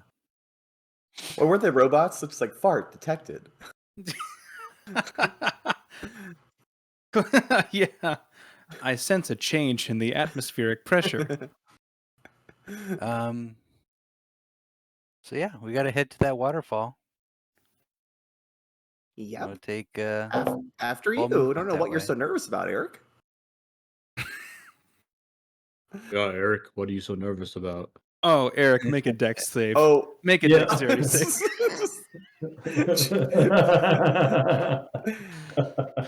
I want to point out that Beth did release his arm before he went sprinting into the open chamber.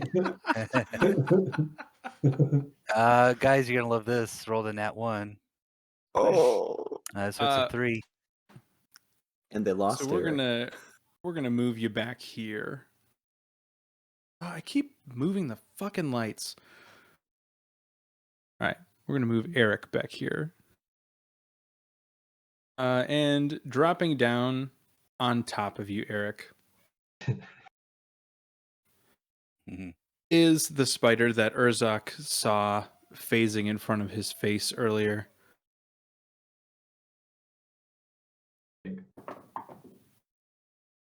Eric does a 22 hit. Yeah. You... cool. You are going to take 12 bludgeoning damage, and you have been knocked prone. You are underneath this spider. Was that a crit by chance? No, it was not. Knocked prone. Okay. So it knocked you down. You're laying on your back, and it is staring into your face. It has huge fangs on either side of its mouth.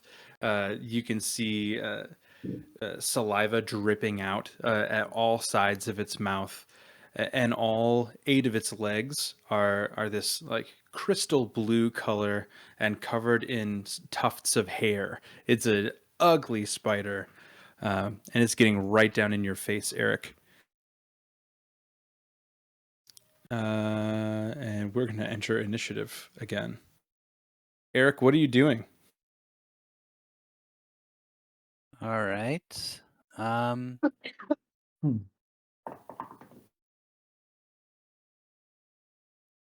Prone is where I can use half speed, half my movement speed to get back up. Yes. Okay, so I'll do that to Okay. avoid disadvantage here, and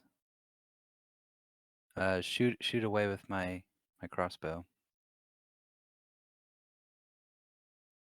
Okay.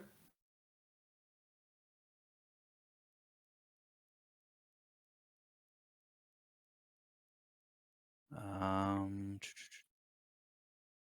28 to hit. Yeah, that hits.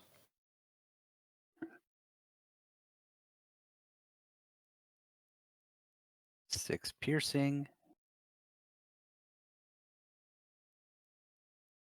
Is your crossbow magical, Eric?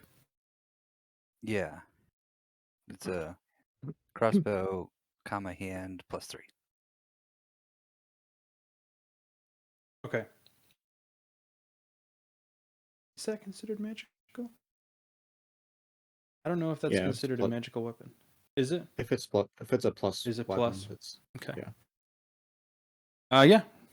Roll for damage. Oh, okay, I already did. Or you already said what was it? One more time. I'm sorry. 6 piercing. Solid hit. Anything else? Okay. Bonus action, do it again.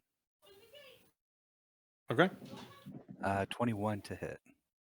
Yep, that hits. Okay.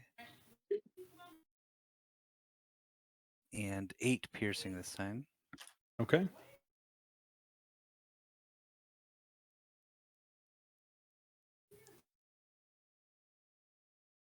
The spider is going to take a reaction on you, Eric, and it is going to attempt to grab you. Its mouth is almost as wide as your torso. It's going to attempt to. It'll make an attack on you, and that is going to be a what is it? +4, 23 to hit. Yep, that hits. All right, make a dexterity saving throw for me, please. Okay. 13. Okay. You are going to take 10 piercing damage and 3 acid damage. Ugh. Okay. 5 for my armor. Resistant. 3 acid. And you are grappled.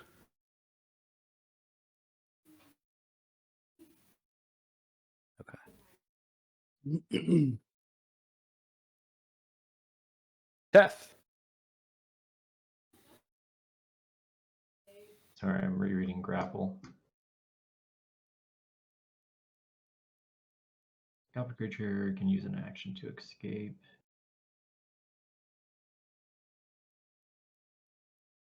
Special melee attack. So, just want to clarify this. If I was, let's say I were to grapple a spider, that would be part of my attack action, replacing one of my attacks.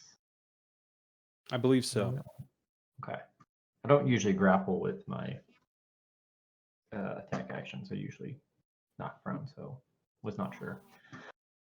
I think okay. it's made at disadvantage if the creature is larger than you, though? Or is that 2 sizes larger? 2 sizes larger, you can't even. Can't even try.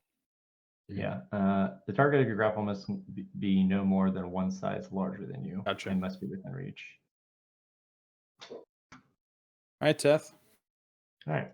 Go 5, 10, 15, 20, 25. I'm going here. 30. That's all the movement I have. That's unfortunate. Yeah, with my first attack action, Teth sees Spider grapple Eric and knows that Spider is mobile. I'm And assuming it should the be ceiling- noted that the grapple is with its fangs. All 8 of its legs are still free. Okay. And these You ceilings would, you would see that. ceilings are not short, I'm assuming. It's not like, oh, I can touch a ceiling. Yeah, it's 15 feet. I suppose if you were able to jump, Yeah. I don't know. I don't know how well you, as a 500-pound robot, can jump. Yeah, probably not good. Shaq was pretty big though, right? Yeah, that's true. So yeah, with the first, yeah, he sees like, okay, last thing I want is this thing to run off into a fucking hole with Eric. So he's going to attempt to grapple the Spooter. Okay. Contested athletics versus his athletics or acrobatics. +9. See if I roll good. Ooh. Oh, natural 20. There you go. 24 for the spider. Natural 20. You cannot get a grip on him. Realizing he's a wriggly little boy. And he's already tried once. He's gonna do it for a second attack action. Okay. Maybe before he was trying to grab like one of his little legs, like little wriggly legs, and was just like, okay, this isn't working, and it's just like gonna bear hug it or attempt to. Okay. And that's better.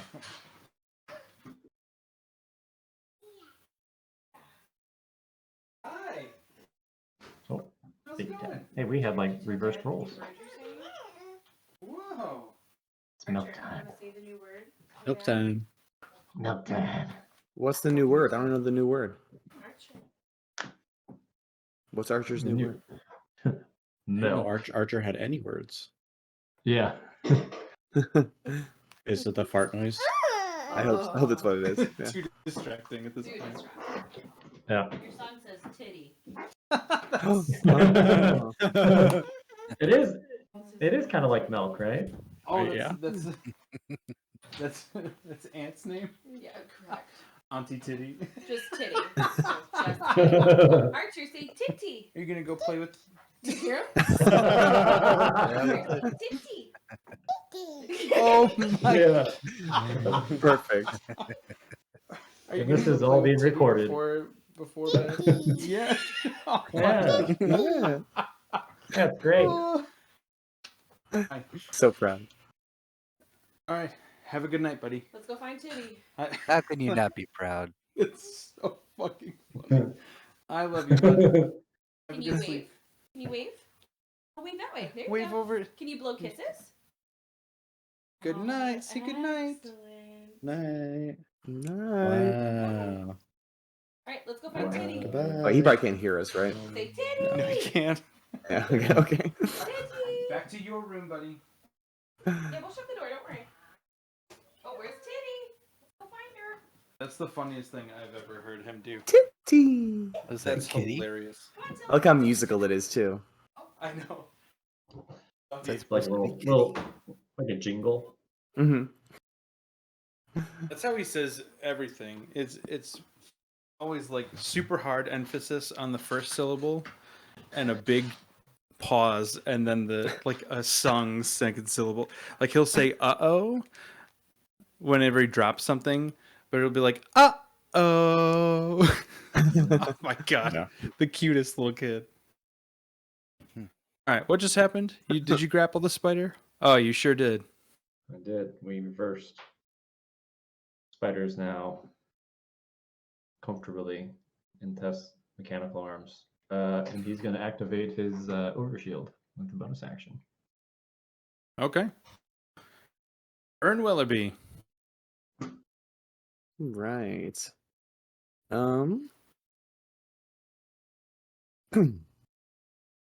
Let's see. Now that it's grappled, I think I'm gonna change my plan. I think when in doubt, just gonna chromatic orb that thing. So There you go. There you go. I'll go like over here, I think, still at a distance. And I'm guessing Teth's like holding it like this, like its little legs are sticking out. And it's like so it's a big old spider body available. Its underside. And I'm gonna hit it with chromatic orb at. All right. Oh, we'll do third level, and I'll do fire. I feel like that's after seeing how well they burnt up in the bonfire, that's still the way to go. All right, roll the hit. Alrighty.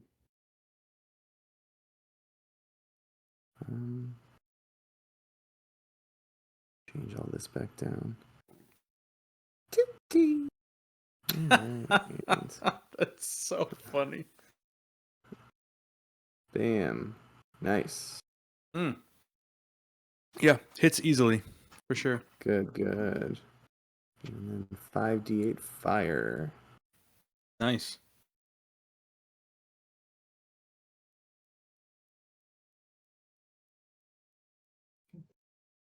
Oh, just for fun, can I add that D4 guidance thing, or is that just for like what's that for exactly? That was ability, Oh, ability checks. Okay. which I took probably too much damage with the one to pass. Okay. There we go. 22. Nice. Concentration check, yeah. Yeah, big hit, Vern. Good job. Mm-hmm. Any bonus actions or anything? Or you've already moved? So. Yeah, no, I'm good. Beth will give a little curtsy. Fair A enough. flavor. Okay. Spider's turn. The spider's going to double down on Eric. It's already in its mouth. He is going to clamp down further on you, Eric.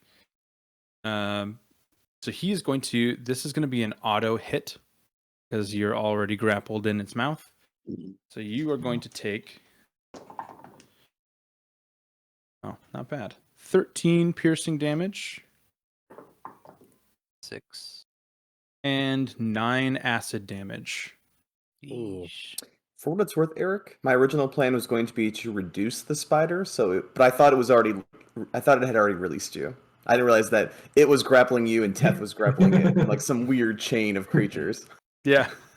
And then as a Gotcha. bonus action, Teth and Eric, I need both of you to make Constitution saving throws, please. Eric, you have a bonus. The 5. +5. Nice. This isn't poison, is it? I have advantage if it's poison. That's the only reason I ask. It is not poison. No. Okay. 31. That saves. Yeah. It'd be funny when I roll a fucking 9. Yeah. Just grabbing this thing and it like poops on me. 17. 17 just misses. It was an 18 DC. Oh. Teth, as you're grabbing this, and Eric, you can see this as well. It's kind of grabbing you by the abdomen, so you have a nice view over the back of this spider as it just starts secreting acid through its skin. So you can see it bubbling through like tiny little pores on its skin through its hairs, and you are going to take not bad 4 acid damage, Teth. Nice. I lied. I don't have advantage. I know I do. I'm crazy. I also have resistance. Sorry, carry on. 4 damage.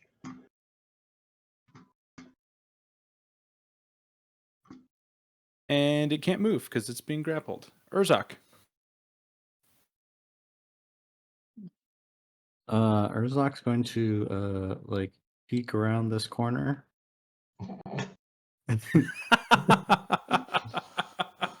What the fuck? First, I'm gonna cast Frostbite. Okay. It is a Constitution 16 save. Constitution, I believe, is not very good for him. Well, not, I guess, not negative, but that's a fail. Sweet. Yeah, he's gonna reach out his hand, and you'll see frost begin to accumulate around the spider's mouth. He's gonna take some damage.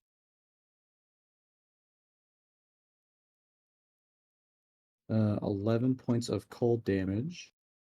Nice. And his next attack roll is made at disadvantage. And then, as bonus action, gonna summon the spear again and huck the spear at it. Hell yeah. Yeah.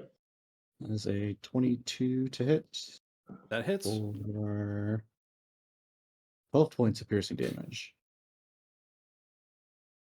Nice. And You gonna keep it in? since it is stuck in there, I'm going to keep it in there. I know the current number of hit points it has. All right. You're looking at a spider Urzak with 37 hit points left. Great. He's gonna call out to Eric and say, "Oh, it's all right. They're not. You're totally safe. Just try to." Very clear. Excellent. Offer Soundless to us. the same encouragement back to Eric that he received earlier.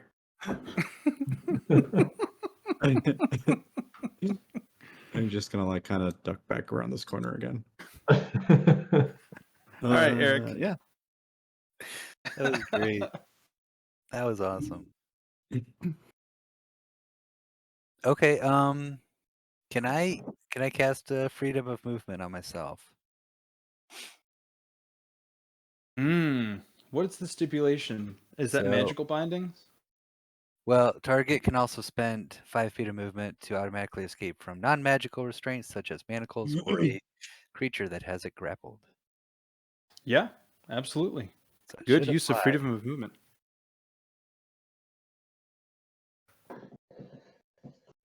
And so it'll look a little bit more like me grabbing the leather and on my backpacks and like, get this thing off me. So it's like, Urzak, you're kind of wrong. So I spent 5 feet of it. And the rest of my movement, I'm going to jump into the water in this little river. Okay. Well, Spiders can't swim. so my other use for freedom of movement, being underwater imposes no penalties on my movement or attacks. So I'm assuming to take that is I could still just shoot the crossbow from here. Is freedom of movement is that a bonus action? 1 action. For your crossbow, do you have to make an attack with a crossbow to also use it as a bonus action? That's true. I think you have to shoot it as an action to take another bonus action to shoot. Yeah, so just next turn I could do it. Yeah. So yeah. All right. Teth. Now that Eric is freed, it changes my plans. This it's a spear that Urzak threw, right? It is, yep, it's sticking out of the abdomen of the spider. Okay. Teth will continue to hold on to the spider and do some bonks. Some sensor All right. bonks. The spear, taking note of the spear more than anything else, because I don't think Teth has seen Urzak use a spear before. If I recall correctly. Definitely seen this one. Not up close, not with this one. You would have seen him throw something at those constructs at the mouth of the cave, but you wouldn't have actually seen the spear up close. Yeah. Oof. 13. That does not hit. Sad face. 19. That does hit.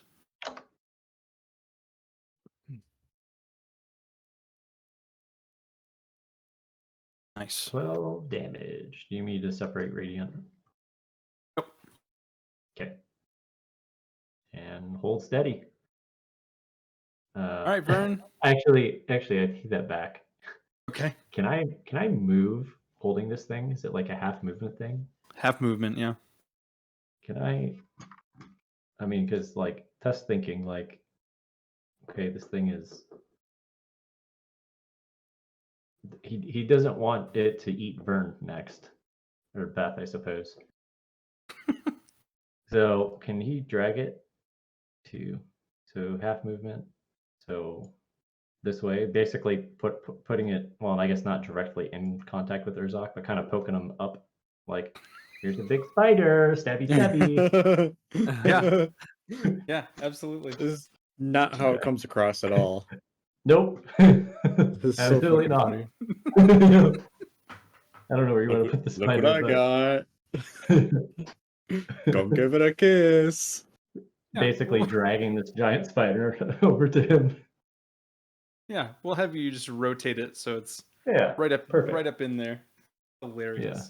Like out of his, like obviously, but doesn't put it directly in front of him so it can then proceed to try and eat Urzak, but like close enough, right? Right. Yeah. It's just flailing spider just. Sorry, that's all.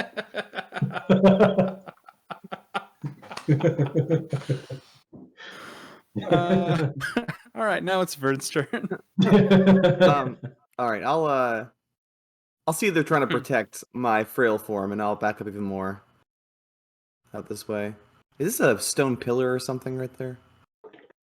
We'll just rubble on the ground. Okay, you good, can walk over it. Yeah. All right, because Teth is still holding the spider, right? That's why he like carried it over. Yes. Yeah. Okay, so the spider's not moving, so I'm going to cast bonfire beneath it.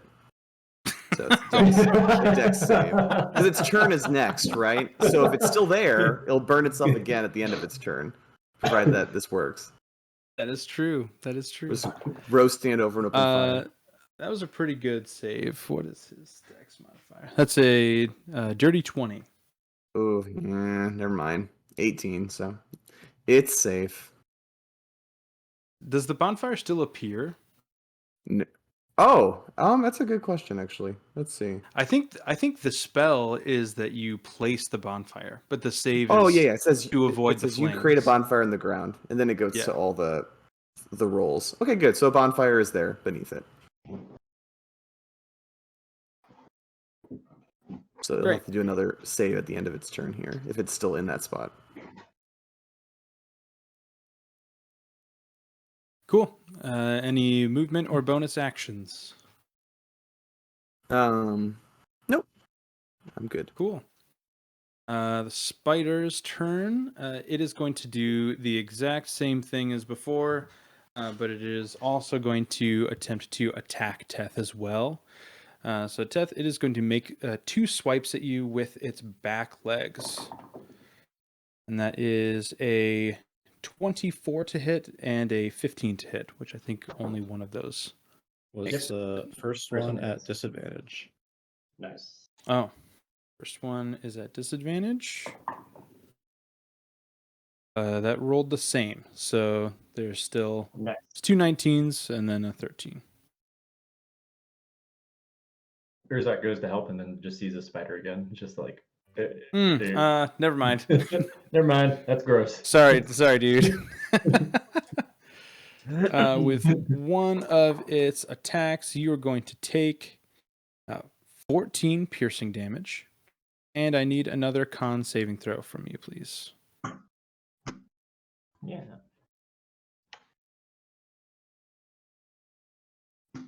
The DC is still 18. I'll roll under it. Just kidding. Hey, Nice. nice. Yeah, you don't take any acid damage. It tries to secrete it, but it's just coming out of different parts of its body. Just the piercing damage, and it attempts to move, but it cannot. So it's going to roll that dex save again, and that one is going to be a failure, I believe. You said DC 18. I rolled a 16 For the bonfire. oh. I don't know. Oh, yeah. So it's 18 dex save. So it gets burned. Brought you a flaming spider. 3d8. All right.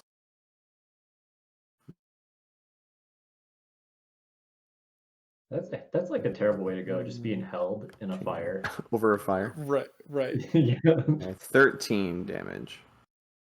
Nice. All right, Urzak. You see Teth take a giant spider leg to the face, and then the spider is roasting over this bonfire, all in front of your face.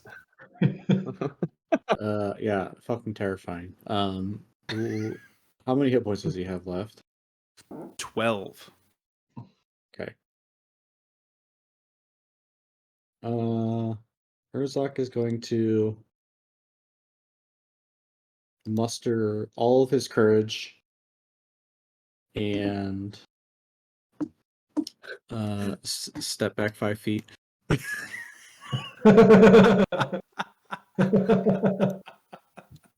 And cast Frostbite again. So 16 con save. 16 con. That's not great. I think I said that last time, actually. Oof. Just missed it. Okay, so that is 10 points of cold damage. All right. And then he's going to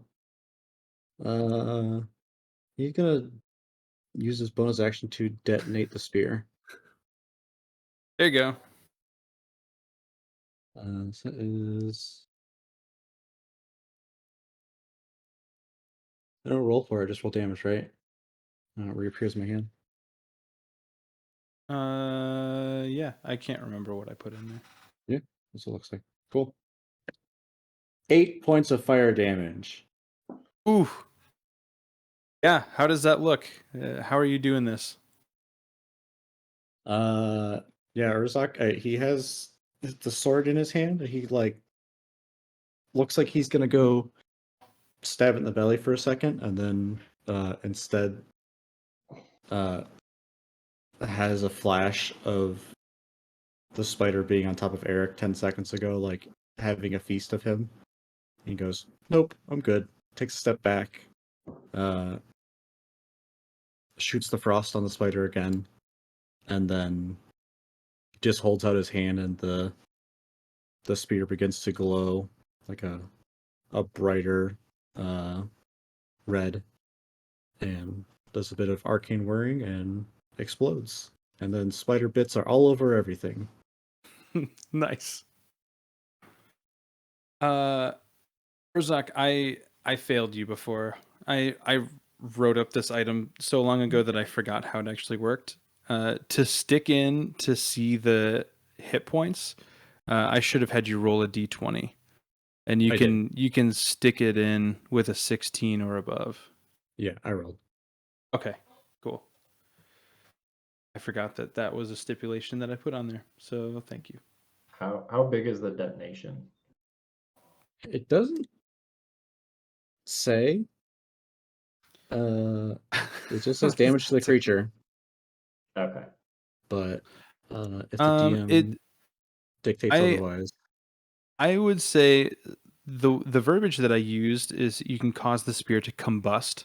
So I think it's less of an explosion and more just like a burning. So it just like burns away because it's a 1d8 fire damage. So I don't know that it's an explosion, but it definitely burns the insides of whatever creature it's inside of. Yeah. I was For more the sake of the drama, though, I like the spider guts everywhere. That's fun. yeah. I was just more like, does it explodes, but it's a 40-foot radius. Like, Venomous spider chunks are thrown about the cavern. All of you make dexterity saving throw DC 25. yeah. You're getting hit. For 40 points of acid damage. All right, yeah, the spider is gone. It is bits of spider on the floor. Eric will drink a potion of healing. Okay. You know, you would think that the upstanding guards that we went and ran into. I remember Garrett. I don't remember the other one's name. Ross. Ross. Ross- That Ross and fuck. Garrett. You know, you would think they would have said, "Oh, by the way, there's a bunch of spiders up there." God damn it. I tried to incite it, but Yeah. Rizak just believes everybody apparently. I mean, you rolled a 7, so. Yeah. Oh, 100%. No, I agree. Yeah, the clicking has stopped. The cavern seemingly is empty. The only sounds you can hear are of the water that is flowing out of the wall in front of you. Can I take a minute to appreciate Urzak's spear? Yeah, you can. We're out of turn order, so you do whatever you want. Yeah. Whenever Urzak finally does come around the corner, Teth would just look over and kind of gesture towards the sphere. He would just literally just say, "That's a cool spear." That is the extent of the acknowledgement. Nod and say, taking a liking to it myself. It was a gift from Sogath and Beth as well, I suppose. Thank you again, Beth. The spear is great. Yeah. I think that it adds good versatility to your current combat. It allows me to keep my distance from things like giant face-eating spiders. It's always good to have something like that. Well, let's get the hell out of here. Like leave. I'll be over here as they're having that conversation. I'm just watching Eric in the water sipping his healing potion while he's still like in the water. Treading water. Yep, just treading water. Yep. Are you okay, Eric? I'm good. He got a gift. I didn't. It was good. What? I just saved the town folk, just all right. Fucking still got I, it, dude. Preferential treatment. How about this, Eric? I'll give you a gift if you come over here. And Teth will move. I get it.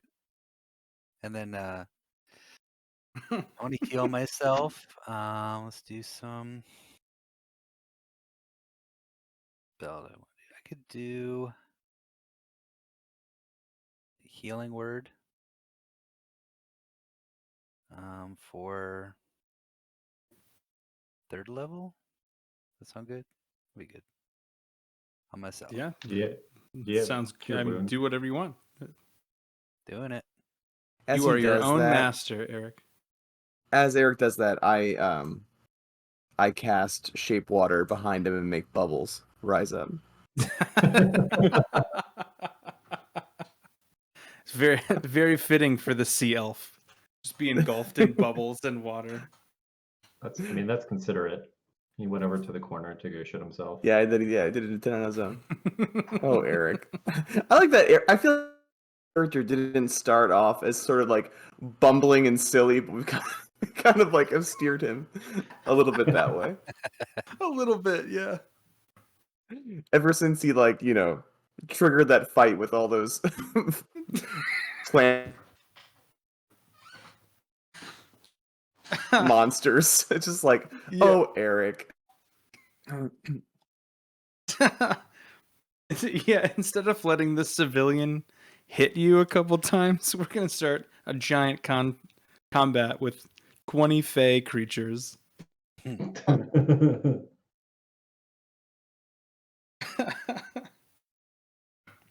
Cool. I'll You guys all top healed my- up? You're just top myself off my own hands. That's all. okay. It's just five hit points. You good, Urzok? Yeah, we can go now. Okay, let's go. Eric, I will take the lead unless you want to.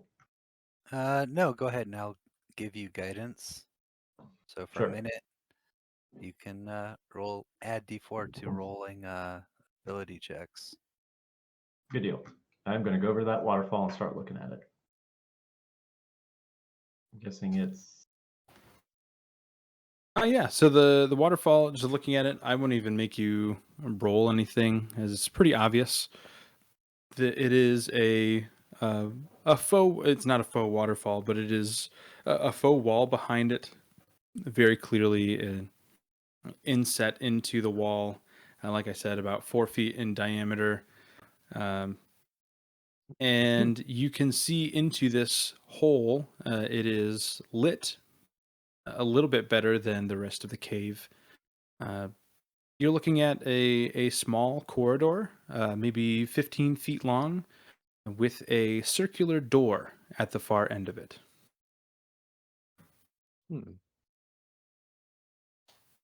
basically like a small tunnel that leads up to this door that's Yeah. 15 feet away. And you can tell, like, the hole in the wall is smaller than the actual space that that kind of walkway takes up. So once you get through the hole, it opens up into a wider kind of hallway type thing. That seems to be more man-made. Okay. I will proceed forward and keep my eyes open. Okay. Going towards the door at the end of the tunnel, assuming I can fit. Yeah, you can fit. You can scrunch your arms in a little bit, wriggle your way through. Yeah. Getting through the whole Teth, you can definitely tell that this cavern is squared off. It is not naturally made, like eroded by water or anything like that. It seems very purposefully made. There are it's a more neat smattering of cobblestones on the floor, leading up to the door. And the closer you get to the door, the ground, you can tell that there are actually stone tiles starting to be inlaid in the ground, leading up to the door. The door itself is made of metal. It is completely round, and it has a single handle. In the very middle of the door, there is a crest that I have a hand-drawn version of that I will show you right now.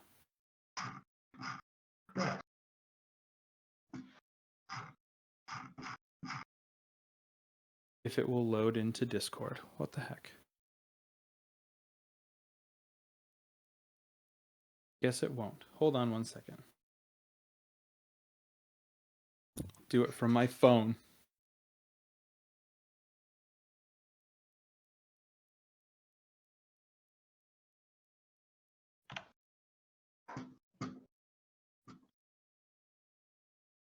Oh, I was hoping it might be this. Nice.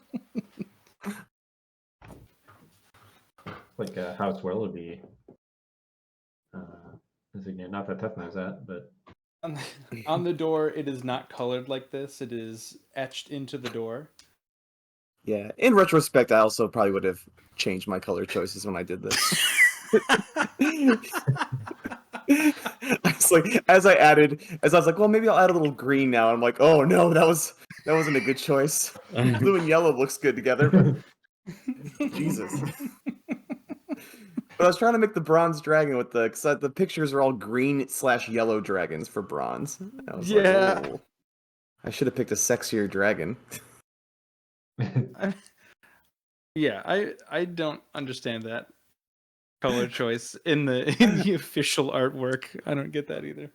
Maybe they're just rusted over. Like this is a corroded bronze dragon. So I Yeah. will. I'll be up there and I'll be like, oh, and I'll be surprised. I'll be like, this looks like that House Wellerby that everyone is saying good things about.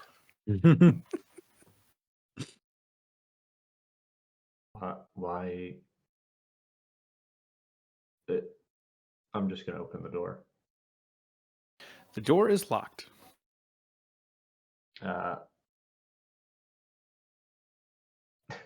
Maybe it just needs a woman's touch to do it, right? Wink, wink. And I go up and I try to turn the doorknob. Maybe. As Vern, as you touch the doorknob, I need you to make a. I can't remember if I. Hold on. A saving throw? It's my door. I know. I need you to beat the charisma saving throw. That's fine. I'm sure I Okay. made it either charisma or wisdom, but charisma's fine. Well, that's good. You have then. a +5 from the aura, Vern. Ooh, I get +5? Yeah. Cool. I would think so if I was in the front and you went to go inspect the door and then open it. That means this will be a total of +15 for this. Jesus. 28. Nat 1. Yeah. Yeah. So Vern, as you touch the handle, you can feel there's a lock mechanism inside of the door that you feel unclicks, and you can hear kind of gears and wheels turning inside, and you're not even turning the handle. It's just as you are or you're pushing your hand onto it, and the door just pops open. I mean, I'm curious because this is like my family crest and everything, but I think I'm still really concerned that this is where we're going to meet that person. So I'm going to go back behind Teth again and let him Perfect. lead the way now. Like you said, it just needed a young lady's touch. Yeah. Oh, you flatter me, Tethy. Our names rhyme. They do. There's no way that Teth could actually have this relationship with Beth.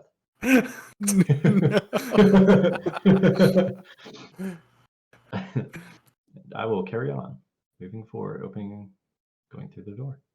Cool. As you go through the door, you see you are immediately greeted by a set of stairs, a spiraling stone staircase that goes forward and spirals up to the right.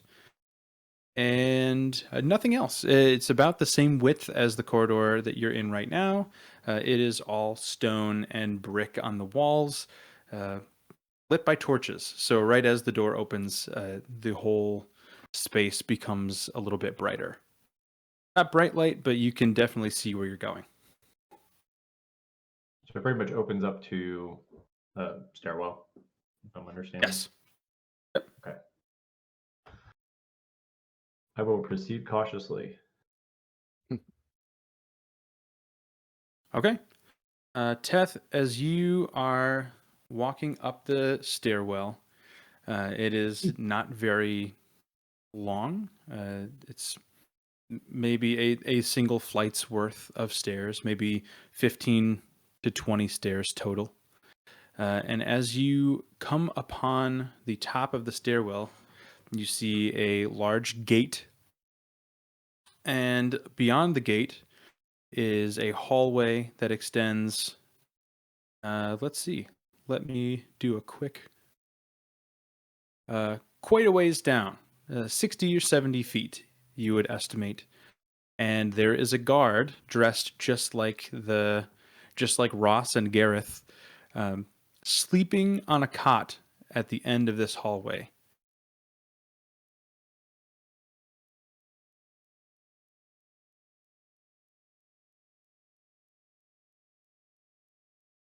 Hmm.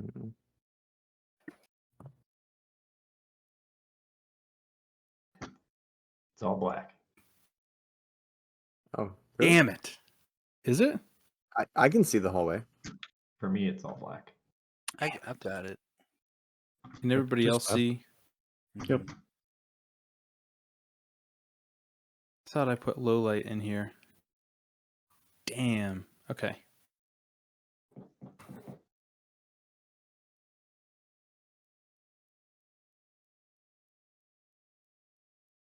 How about now? Yep. It's Cool. now.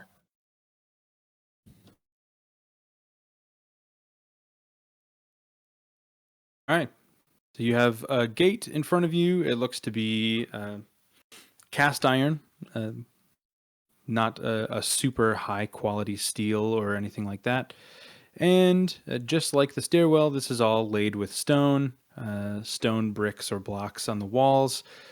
And this guard back here laying on the cot, and he is fast asleep.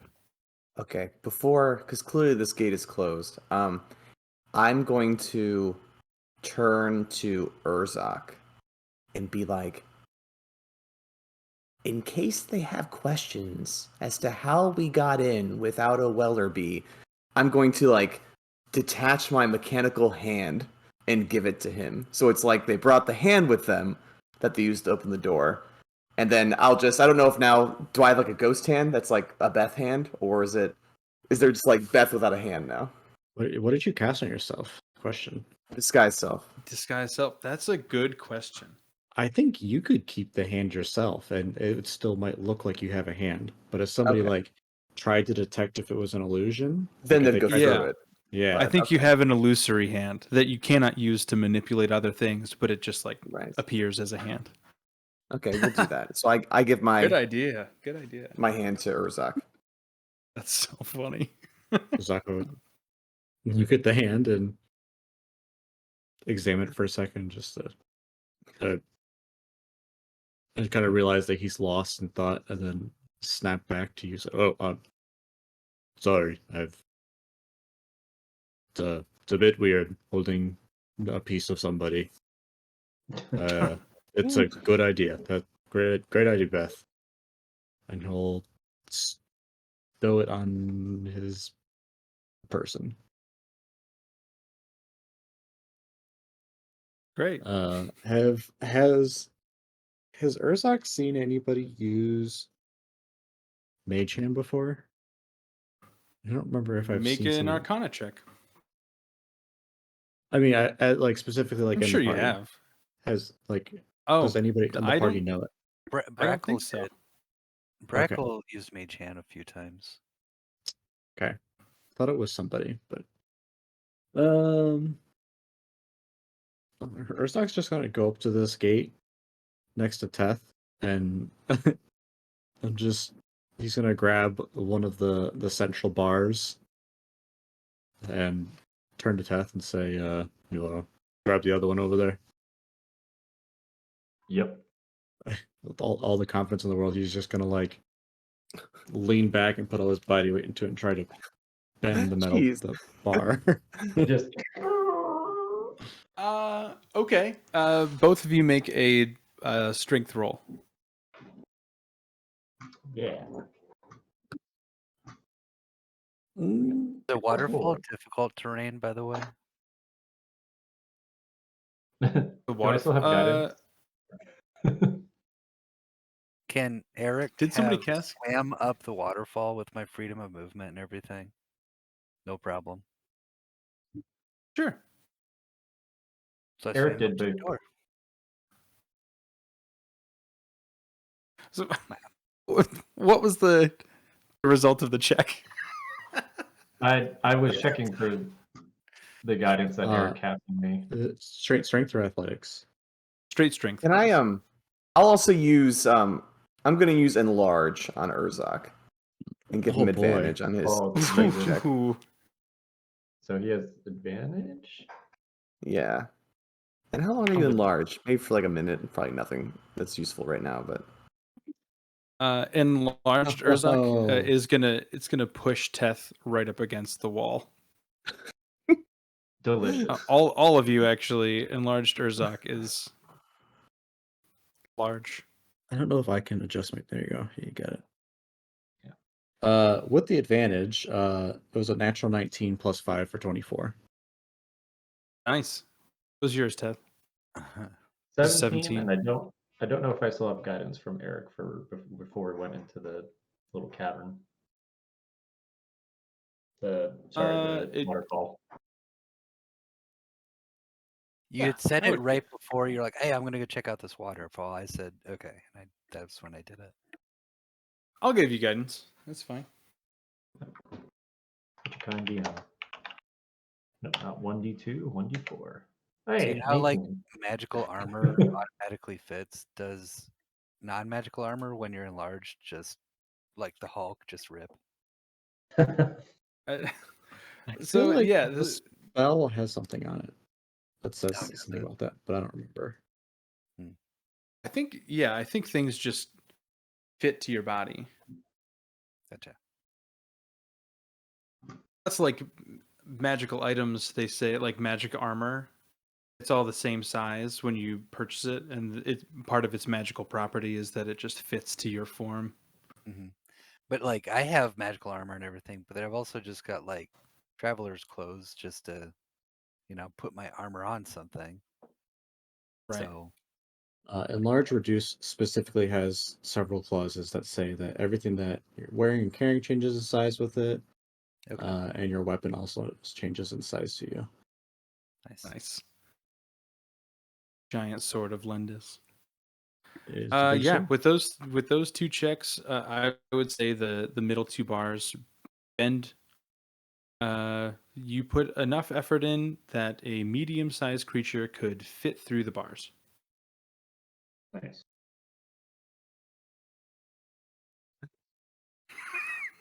Which is good for 3 of us.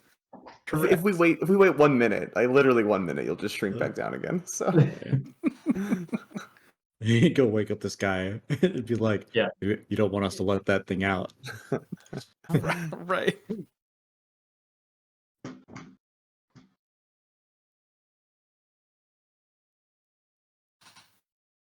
I'll be go through back. hole. Me too. Excuse me. All right, yeah. So Uh, you, Vern and Teth and Urzak, and I suppose Eric as well.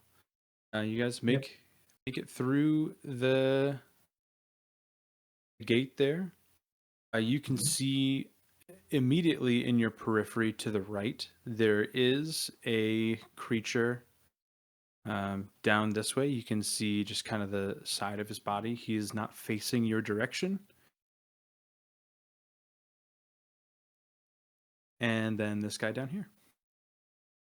I'm assuming bars bending is kind of loud. Yeah, I mean it's kind of like creaking and the manipulation of those fibers for sure. Oh, poor Aaron. Is this supposed to be black too? Yeah. Yeah. Yeah. Yeah. I guess he Yeah. also doesn't have a token on these maps. That's true. I wonder if, but well, Make him a there are little. enough walls in here.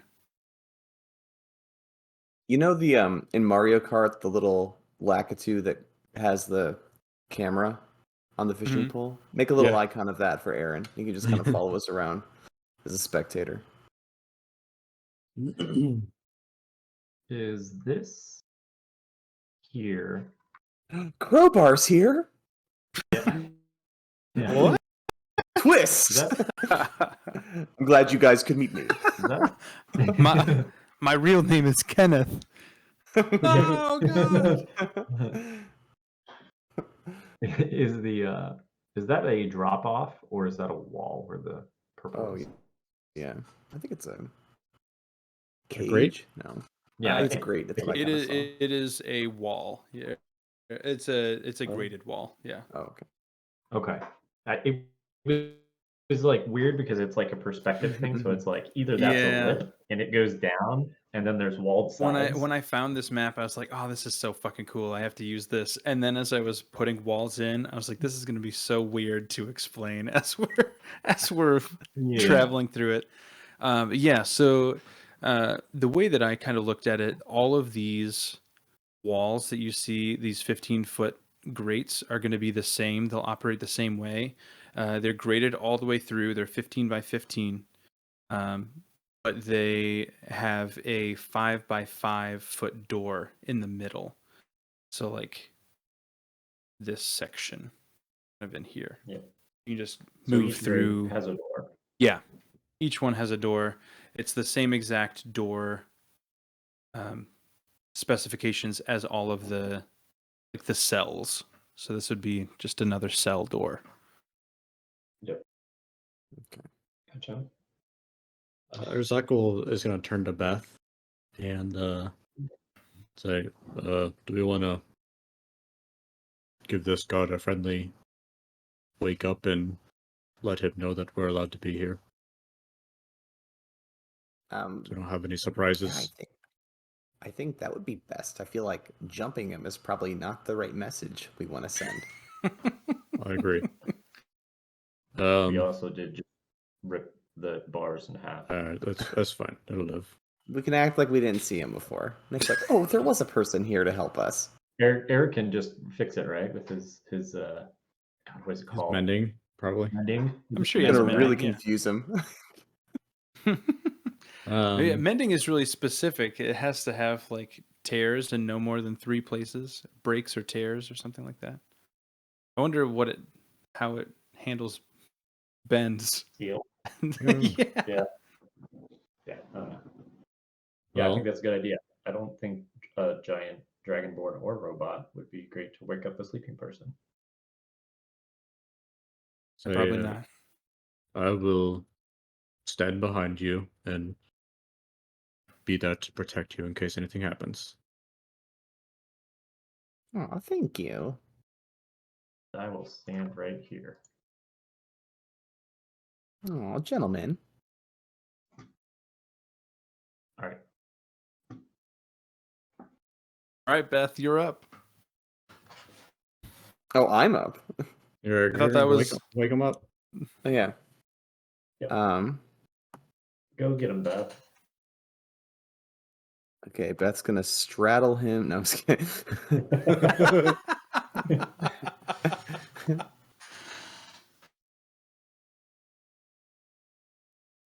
I'm just gonna be like, excuse me, young man.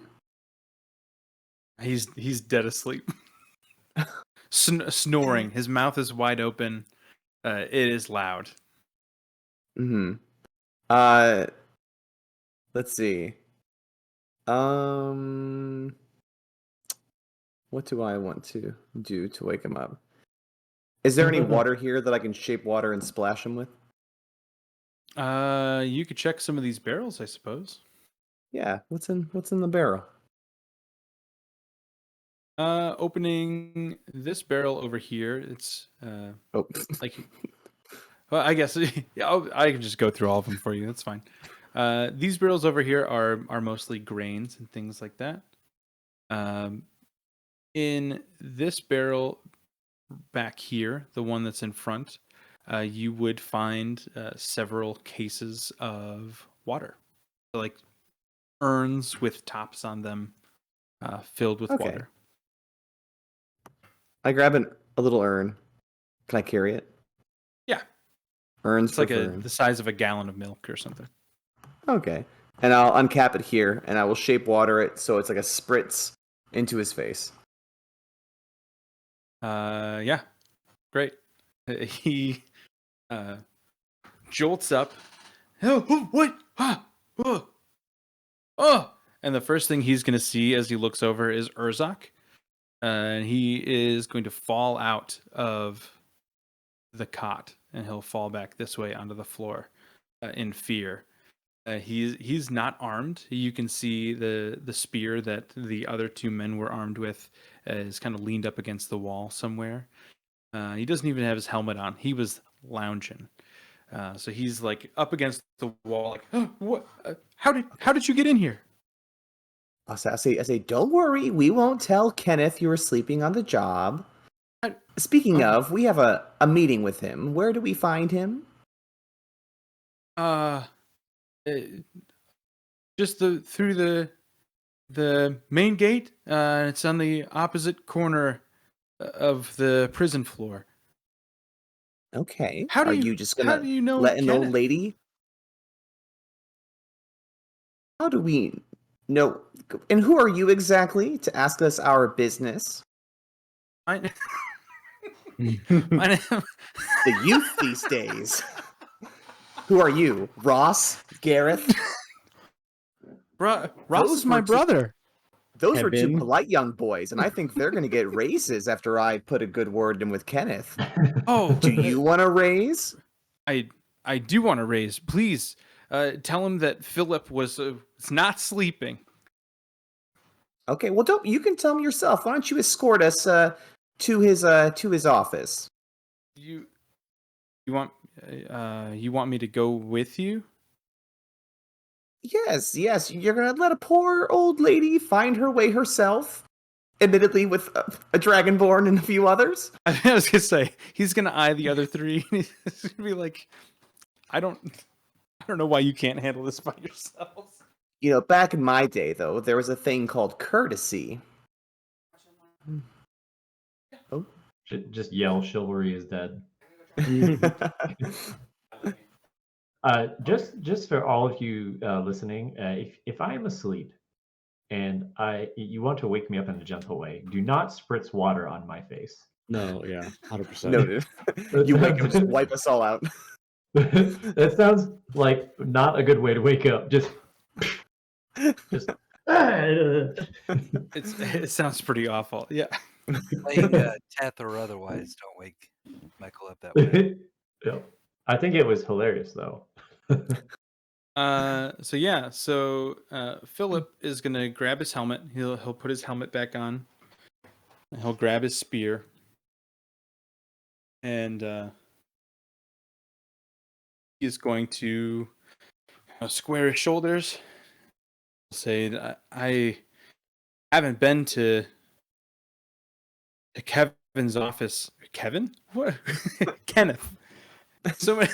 So in preparation for encountering a bunch of humans, I just have a list of generic white guy names.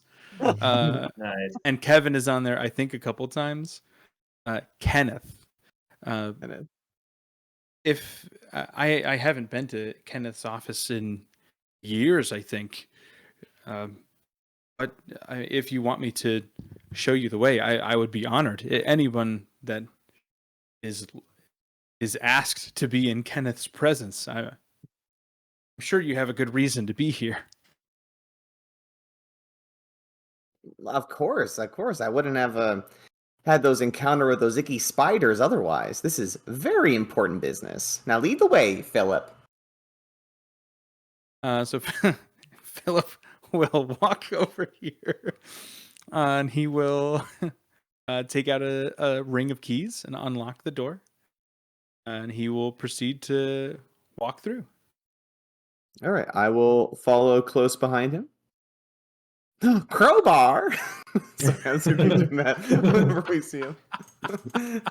What are you doing in there, Crowbar? Mm. Yeah, he'll keep going through here, and as you're Mhm, passing mhm. these cells, you can tell that they uh, have been used to store random things, crates, barrels, things like that. Philip is going to walk up to this guy up here. He is also holding a spear, but he is not dressed as a caster.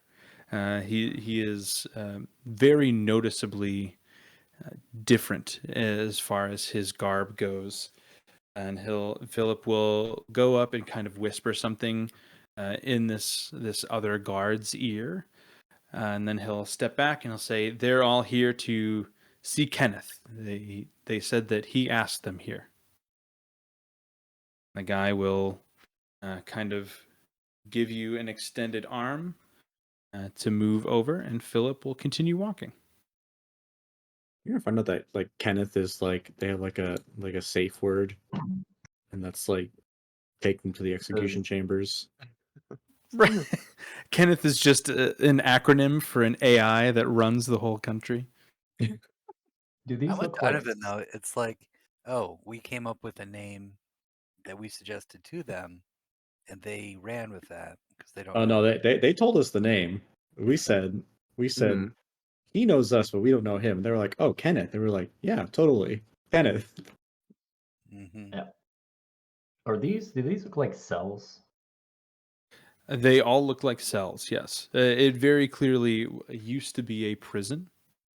This is what it was known for. It used to be a Sith prison, and then the casters kind of took it over.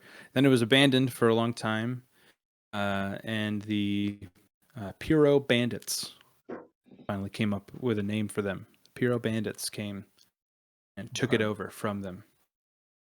Can I just keep my eyes and ears open for Eleanor as we're moving?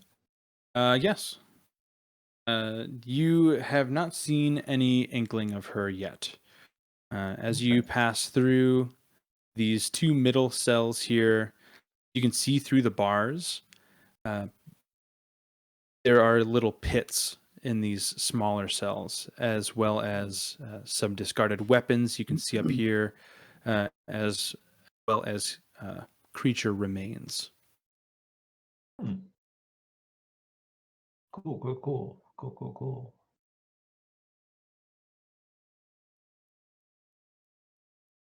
Philip is going to keep on moving. Uh-oh.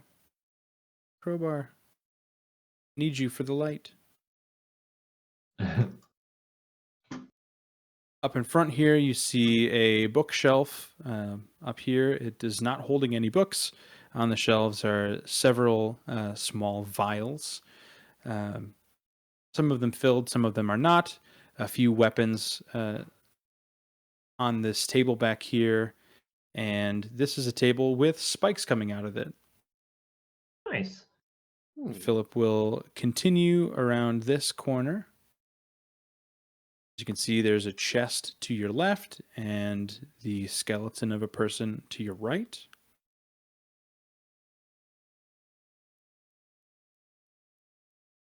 And then in here, you actually see a few people being held in these cells.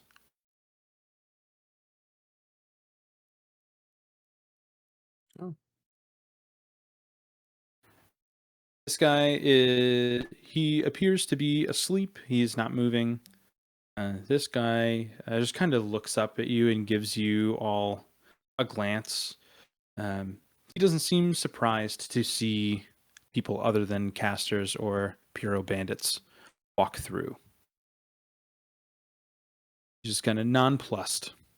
Philip is going to come up and whisper into this guard's ear as well. And then the same address as before. He'll say they're here to see Kenneth. They told them, or he told them to come. And this guard will turn around and unlock this door for you, slide it open, and step out of the way. As we kind of move through the door and proceed. Herzog's gonna ask Philip. He's gonna say, "Those prisoners back there, what crimes did they commit? What are their sentences?" And he's gonna look at you and give you kind of like a. He's gonna keep his mouth shut, like he can't talk about it right here. He will move through the door. As you get through the door, there's another cloaked guard over here as well to your far right.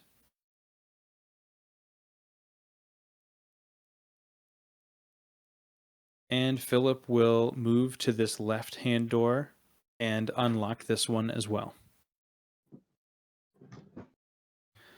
And behind the door, there is a spiral staircase, or a set of stairs, identical to the one that you walked up from the underground passage.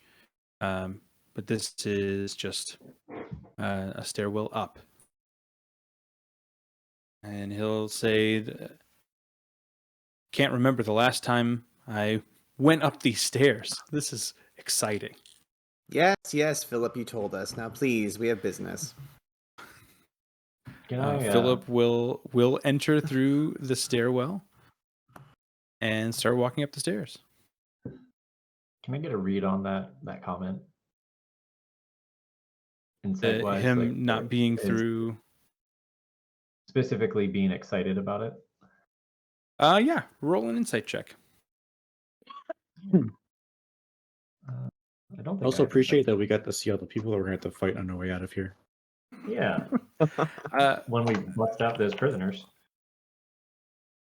Yeah, what a wild way to get through that level that I didn't predict at all.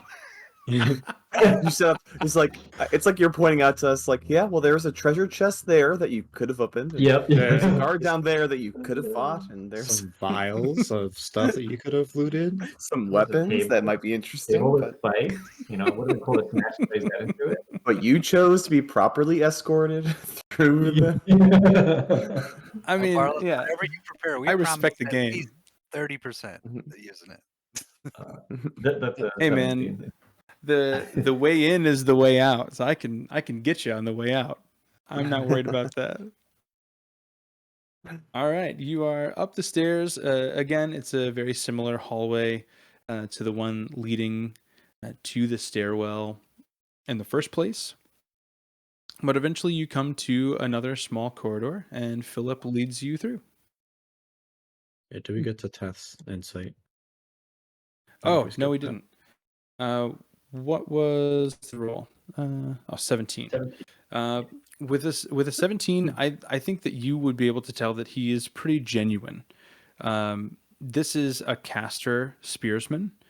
He is not one of the Piro guards. So you don't get a good sense as to whether he was telling the truth about ever meeting Kenneth. But he seems to be legitimately excited to see what Kenneth is like. Yeah. My screen is black. So whether it is re-meeting him because he had a good experience before, or just the excitement of meeting this guy that to him is kind of a larger than life personality. Mhm. Definitely excited. Definitely excited. Yeah. Oh, I don't want this guy to die. I don't want Philip to die. Poor Philip. So Philip is going to walk right up to this first door here, and he will unlock it. And you can see him as he's opening the door. Kind of, he pauses a little bit. He's not. Oh, the grid is not on in this. That's going to make it weird to move around here. He pauses a little bit. You can kind of tell that he is not 100% comfortable going past this point. But he kind of like tries to save as much face in front of you. He knows that you're adventurers. So he bucks himself up and he is going to walk through, but he definitely gives you a moment of like uncertainty.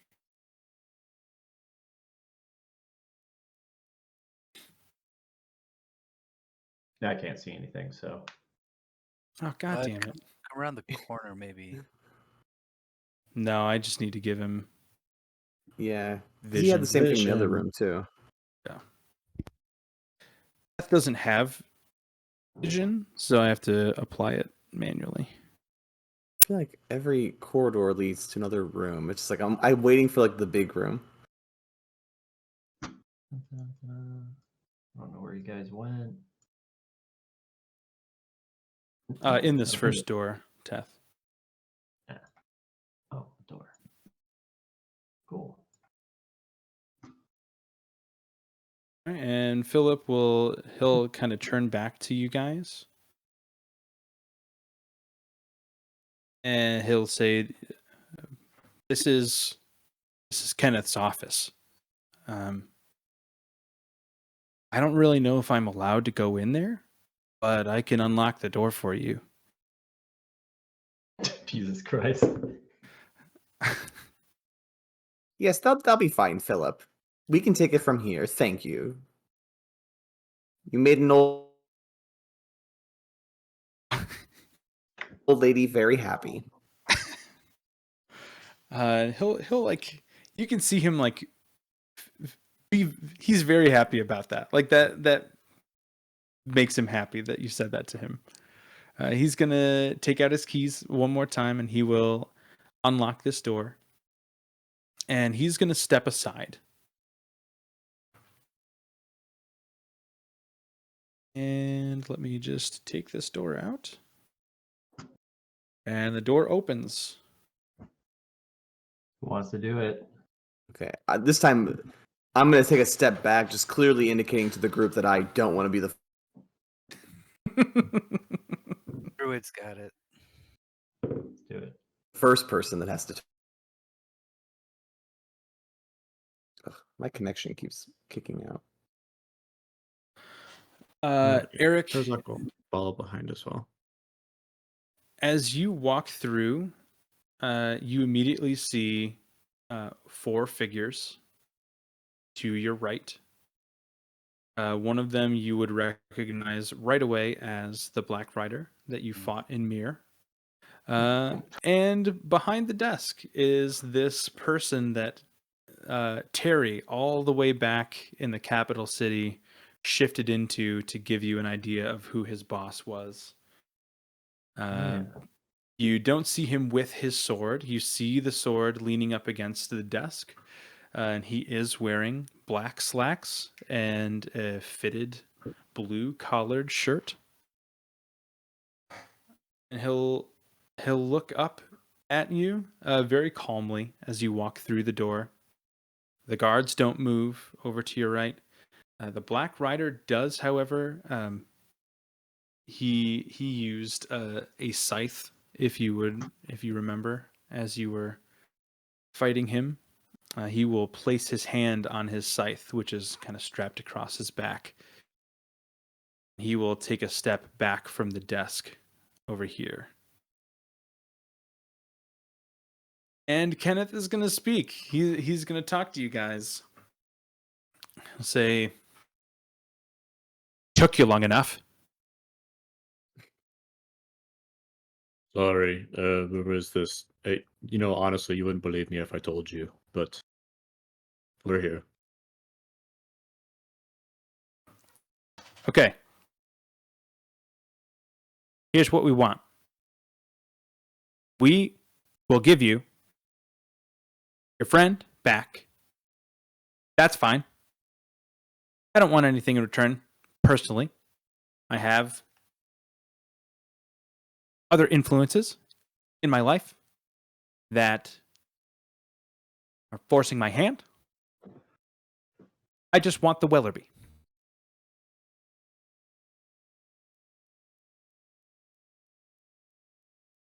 Well, so do we. Well, thought you would say that. That's Too bad. I mean, we. Do you see a Weatherby here? Not currently, no. But I know that you know where he is.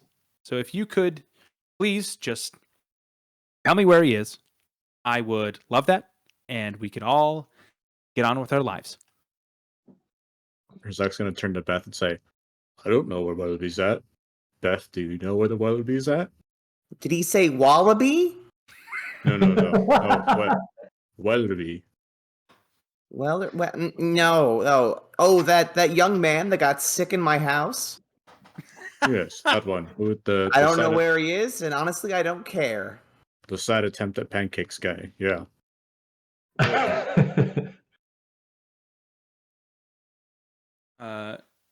Loo- Looking around the room, now that you have been in here for a few moments, you can start to see some pretty interesting things in this office. On the desk, there is a placard, like a name placard, that just says Ken on it, along with several framed portraits. They are facing away from you, so you don't know what they contain. On the wall behind Kenneth's desk is a giant painting of Kenneth on this wall. And he is dressed in bright red, similar shirt to what he's wearing, but it's red. And there is a red and white striped flag painted billowing behind him. Would we On this recognize wall- the nation of that flag? Yeah. Make a make a history check. Can I also make a history check? Yeah.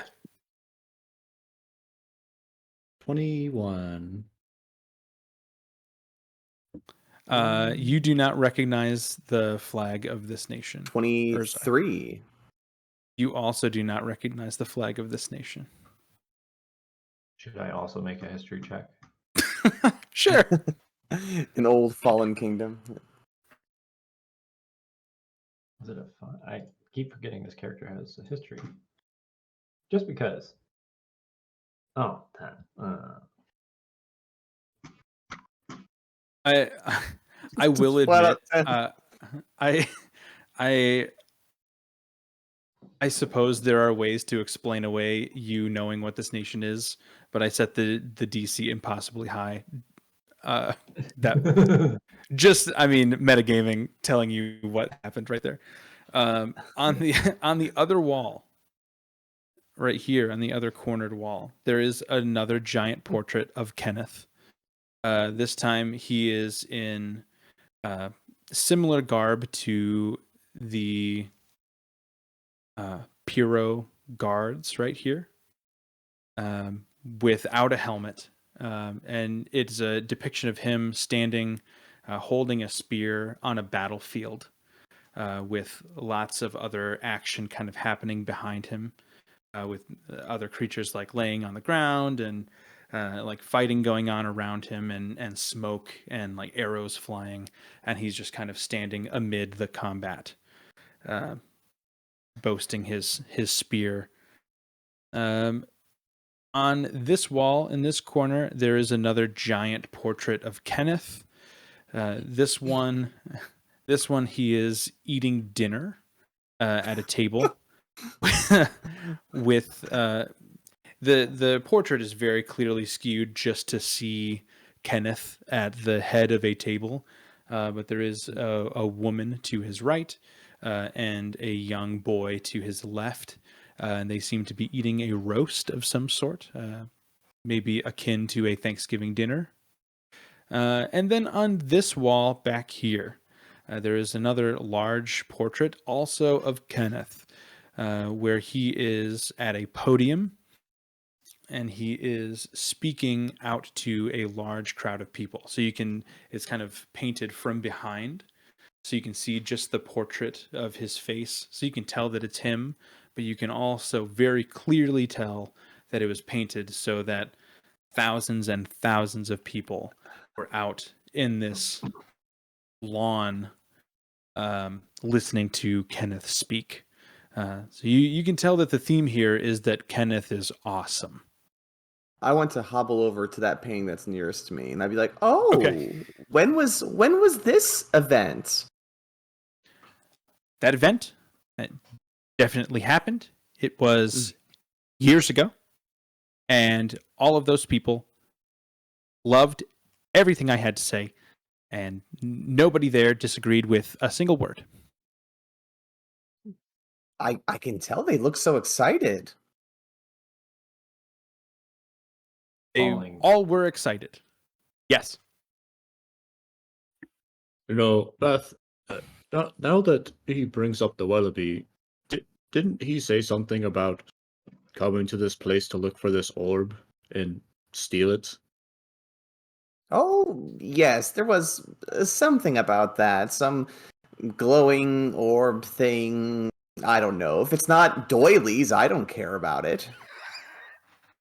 The the Black Rider will tighten his grip on the scythe as you say that. And The doilies these two,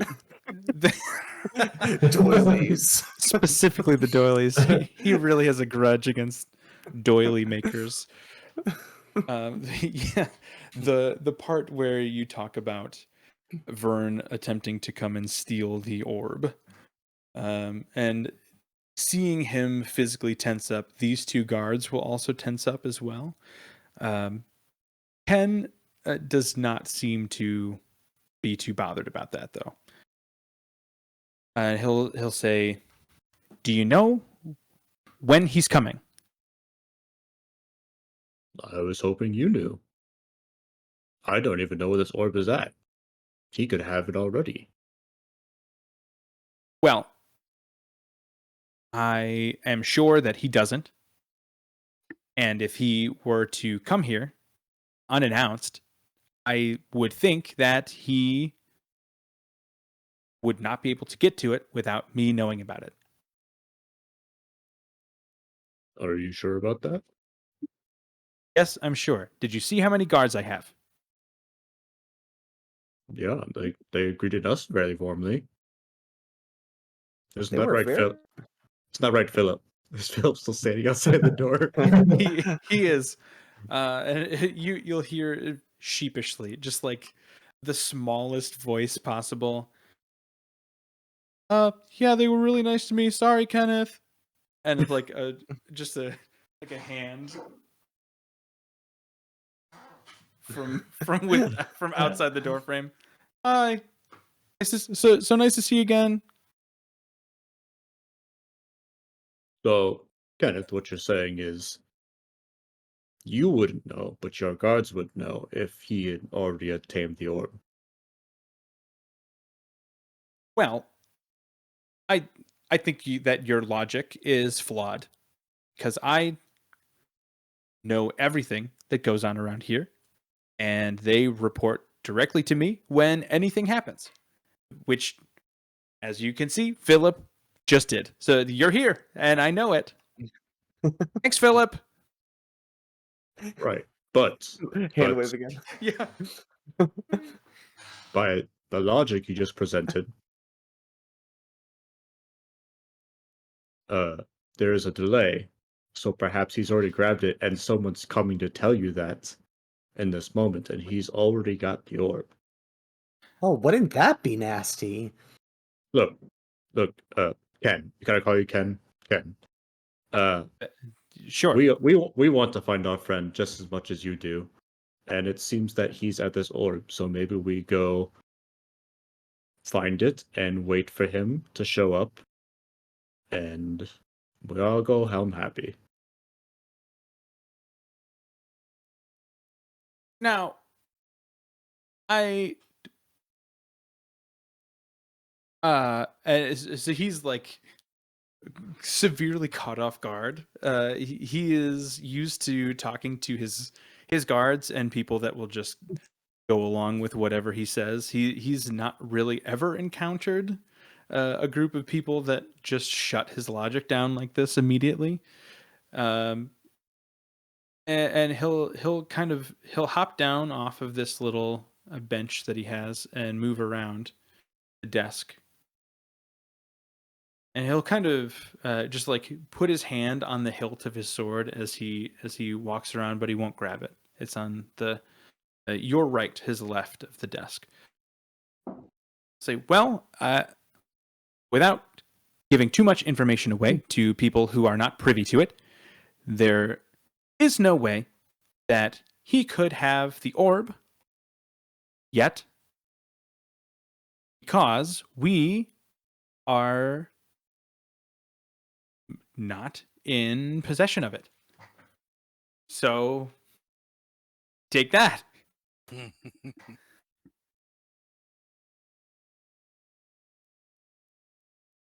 Urzak is stunned in silence for the exact opposite reason that Ken was.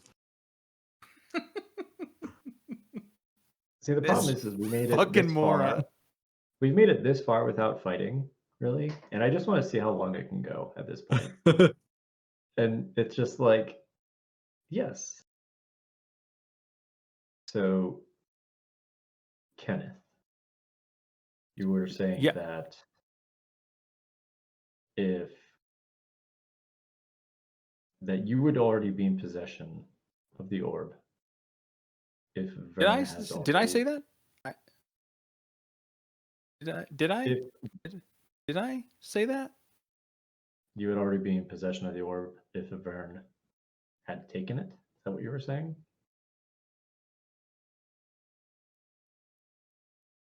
Look, I may or may not, whether I know where I know where the orb is or not, I don't know it. I don't know what it looks like because I haven't seen it with my own eyes, and it's not anywhere in this facility as far as I know. And those are just the facts. And anyone who tries to go against the facts is a moron, frankly. Are you morons? Can we So you're insight saying- check him? Yeah, gladly. Yeah. You definitely should. I have a good counter argument, but please insight.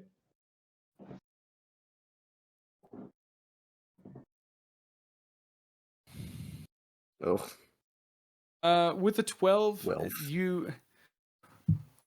he seems to be skipping over his words because he's trying to piece the story together as he goes. You get strong vibes in that direction. okay. So you're saying that this orb is not here and it's in another facility, but you would know if it was taken. Yes. And if that doesn't make sense to you, I don't know how to make it make sense. How would you know? How would I not know? How would you know?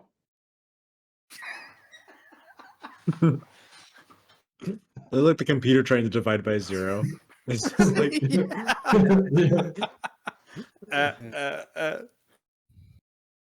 I will gladly have my finest guard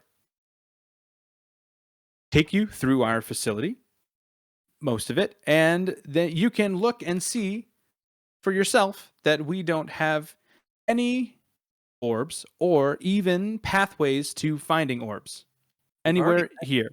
We've already met Philip. I'm sure Phil. I don't even know who Philip is. Well, he we told- can You- come on you in, can- Philip. You can hear Introduce yourself. silent properly. sobbing from outside the door. Look, I'm sure that you traveled a long way to get here, but if you don't have a Wellerby, I just don't have it in me to give your friend back. So thank you so much for coming. It has been a pleasure talking to you. And he'll walk up to Eric and kind of put a hand on your shoulder, just like trying to turn you around to go back the way that you came. It was so nice meeting all of you. I'm sure you are lovely. Thank you for your time. Except because freedom of movement, I don't think he can do anything with me. He's just like gesturing for you to leave, right? Yeah, I don't think it's forceful. I think he's just like kind of he is non-verbally saying, "Turn around and get out of my office." Can I insight as to basically like what his tipping point is? Rephrase that. I don't How understand what you're trying to go for. is he close to getting too frustrated with us? Oh, okay. That's a good question. Yeah, go ahead. Okay. That'd be 12. You can't really tell. He seems pretty lukewarm to you right now. Gotcha.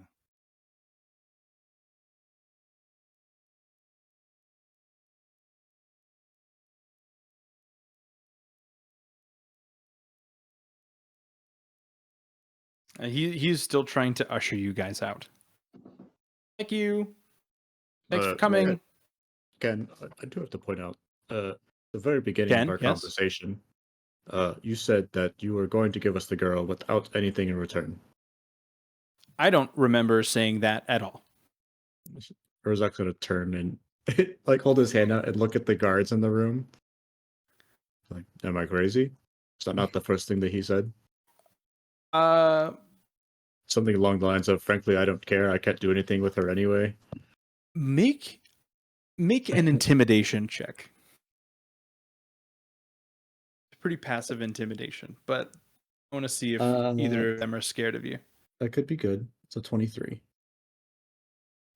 Yeah, we're gonna say that this guy, they've been kind of staring straight forward this entire time. This guy does not break his stare. The guy to the right, the guy to the left, kind of looks at you for a split second, like just enough for you to see him, like, and then he'll get back to his guard stare. Like he's like, yeah, this guy, it's a good paycheck. Like, I don't necessarily agree with what he says. Urzak will say, "See, and just think about this. Think of what an awful painting it would make for Ken to go back on his word." I'm not sure that anyone would want to paint that, frankly. And while on the topic of painting, clearly I have great taste, as you can see by the paintings here in my office. Right, and Would as you like to said, would you like to get into a debate about painting?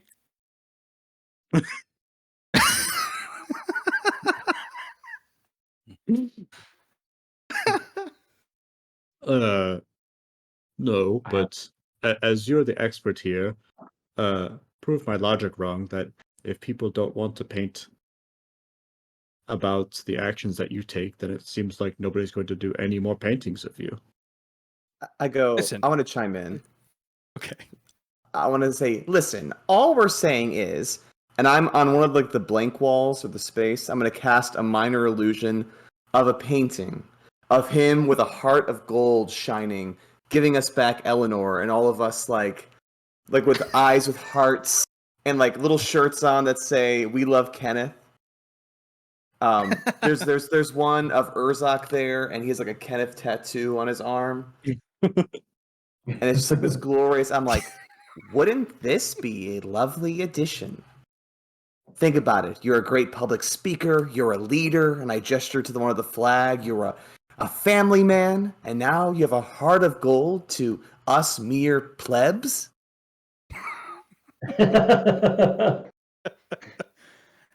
He again, for a split second, you see Ken break. You see him just look longingly at that illusory painting, just like, I want it so bad. And then you see his face go back to stone cold logical debate Kenneth, and he'll say, unfortunately, that just doesn't check out. I already have one of those, and all the people say so. So I'm not sure what you have. Give me that I can use.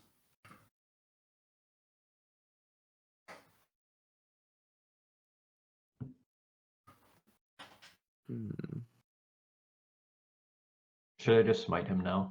Yeah, I like looking like over at Teth, just like the eyes of like I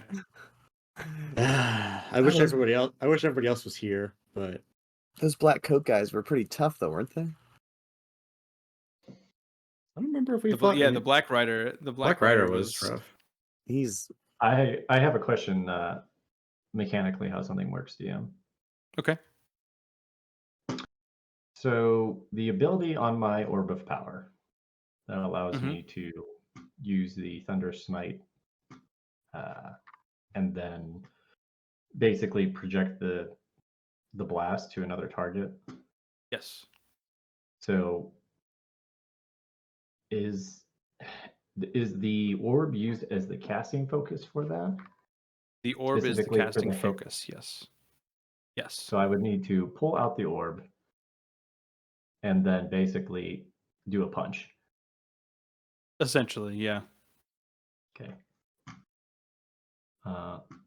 Teth will say, look at Kenneth and say, actually, I think I do have something that you would find quite valuable that I can give you in exchange for Eleanor.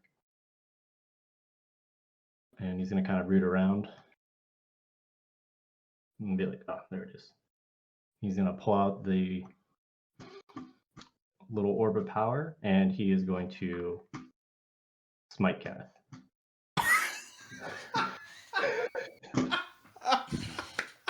oh my god. Oh, there's something. I got something for you here in my pocket. It's a knuckle sandwich. Yeah. Yeah. Go ahead. Okay. Need to Fuck him reread up. how- Okay, let's make an attack roll. Okay. He didn't pick up his sword, did he? He sure didn't. No. As soon, I mean, we're gonna roll initiative, but yeah. Is At least he, I assume. Oh we my should say. god. is he surprised? Yeah. Bet you really wishes he got that painting now, huh? Oh, Oh, that's oh, so man. fucking funny. Oh my god. Okay. I rolled a 28. Yeah, that that hits for sure. Okay. Hilarious. Okay. So then it gets cast and then it leaps. Okay, sorry, I'll do the damage first. I'm just rereading Thunder's Smite 2d6. Okay.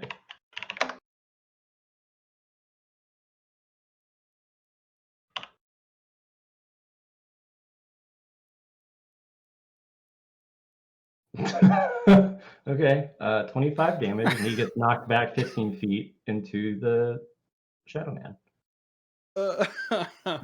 And then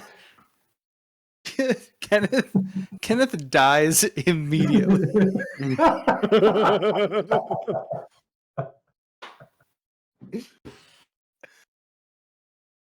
Oh no! Oh no! Just fucked up. And then the best part is, then another Thunder Smite comes out from that. And I'm gonna slam it into the fucking Knight Rider. Perfect. Knight Rider. Okay. Which isn't just the same damage. Yeah, the second target Yeah. takes identical damage to the original target. That's so funny. Yeah, Kenneth is just dead. Outright dead. Just incinerated.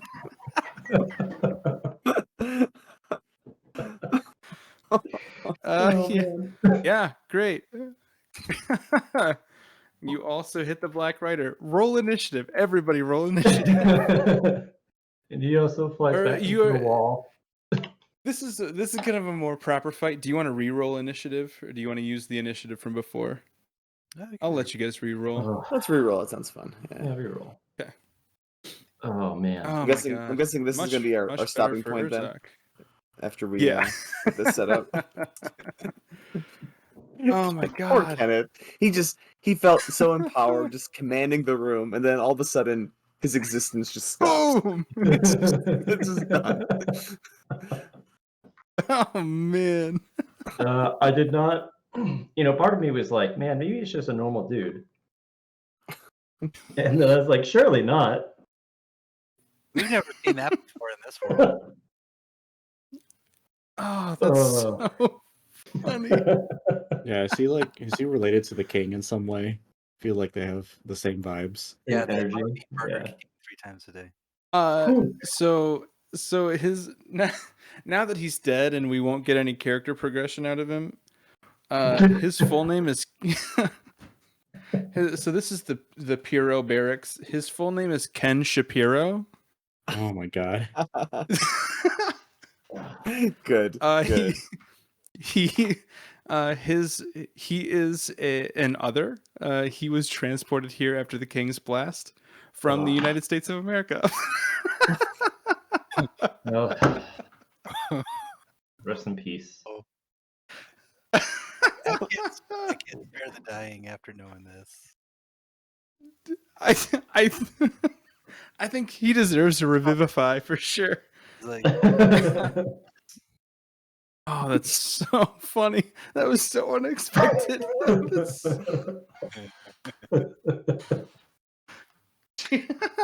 he would have. Outright death, Yeah. vaporized.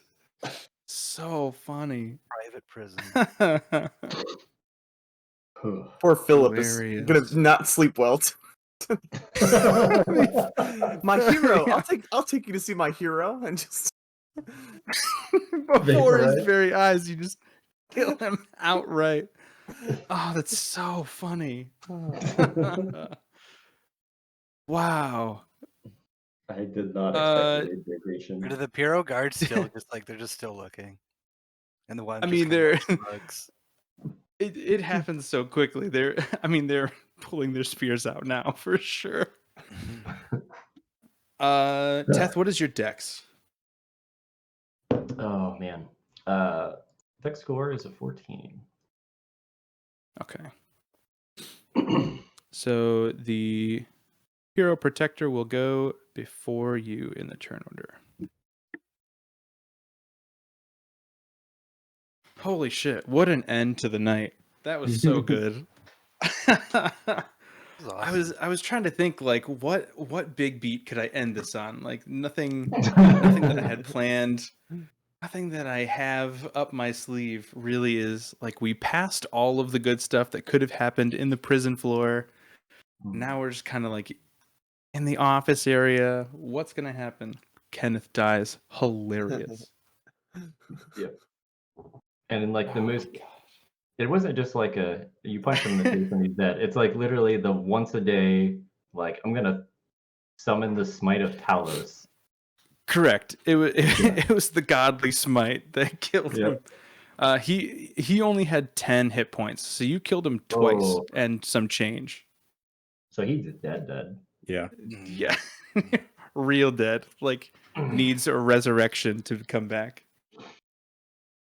Oh man, that That's was just so a- funny. It's just a name off the list. We don't have to worry about taking him back. Yeah. Here's the thing. It's Can you, the- can you imagine later, like, we're like level 18 down the road. It's like, okay, we got the orbs. We got to take all the others back. And like, there's a list on this, or a name on this list. It's Kenneth. And we're like, no fucking way. You have to go back and get this scrub. Well, it'd have his full name on there too. Maybe Yeah. I would have at that point just withheld it until you needed to send him back. And like, we're sending Ken Shapiro back to. Damn it! Keep him here. Stab him. Somebody kill him. God. That's so funny. I also but- realized that I forgot to put crowbar on this map, so none of this was visible to anybody watching. Good. Oh well. Thanks to our audio listeners. Yeah. What time- For everybody time watching on period? Spotify. What time period was he from? Ken Shapiro? Yeah. I suppose he would be versed in medieval style weapons, so maybe he's a great ancestor to Ben. Like a 5 times great grandfather or something who looks just like him. I have no idea who Ben Shapiro is. So Oh, I'm you pulling must it up. Oh boy, Ben Shapiro. Hi Donovan. American commentator. That's a pretty generous term. A commentator. Those D&D An videos American. sending the TikToks with the presidents playing D&D. Yeah. Oh, that's why it's called the yeah, Piro yeah. Barracks. Oh. Yeah. Yeah. He's the DM. Yeah, this Ben is Shapiro. the Piro Bear. This has been a plant for weeks and weeks and weeks. I've been waiting to drop this. Now he's dead. I did not expect you guys to kill him so fast. It's so funny. I'm gonna be laughing about There's this. something all about night. him, you know. I mean, we were This coming. guy needs a good smite. Yeah. We were coming to the end of that like whole exchange, and I was like, I don't really see this going well, like past Right. this point. So it's just I'm gonna punch him and see what happens. I suppose this is probably a best case scenario as far as combat goes, because you wouldn't have to fight people from this level and have it bleed back into the prison floor. So that Yeah. works pretty well. You can Yep. just handle these Yeah. guys. Poor Philip, Just- though. I'll have to figure out what to do with Philip. I feel like Philip is an innocent bystander in this. He was kind of caught between the two sides. He was also just insulted by his boss before his That's boss got true. killed. Yeah, his Yeah. boss didn't even know who he was. Philip, He's you're on the king payroll, now. but am I a person or am I just a number to you, Ken Shapiro? That's what Philip is Yeah. asking. Now he's nothing. Yeah. Now he's way above Ken Shapiro. He's still Yeah. alive. Yeah. Hilarious. Oh, man. Wow. How do you guys in a completely different vein, how do you guys feel about that alternate rule, or I guess an auxiliary rule that Andrew posted about earlier today? I like it a lot. emphasis? I thought it was cool. Yeah, I'm a fan. I think 'cause it I- says use it like sparsely or sparingly or whatever. Yeah. So. I think the way that I'm reading it is like you use it when you don't have like proficiency or advantage or disadvantage on a roll. So it's just like straight rolls that would not be affected in any other way. So even that would cut it down so fast. Mhm. But yeah, I think I'm going to implement that if you guys are cool with it. 'Cause I Let's like give it a that. try. Yeah. Yeah, at the very least we'll try it, and if it never comes up or if we don't like it, we can always stop using it. But I think starting next week I'm going to start using it cuz that sounds cool. Sounds good. Tell awesome, me what to roll guys. and I'll roll it.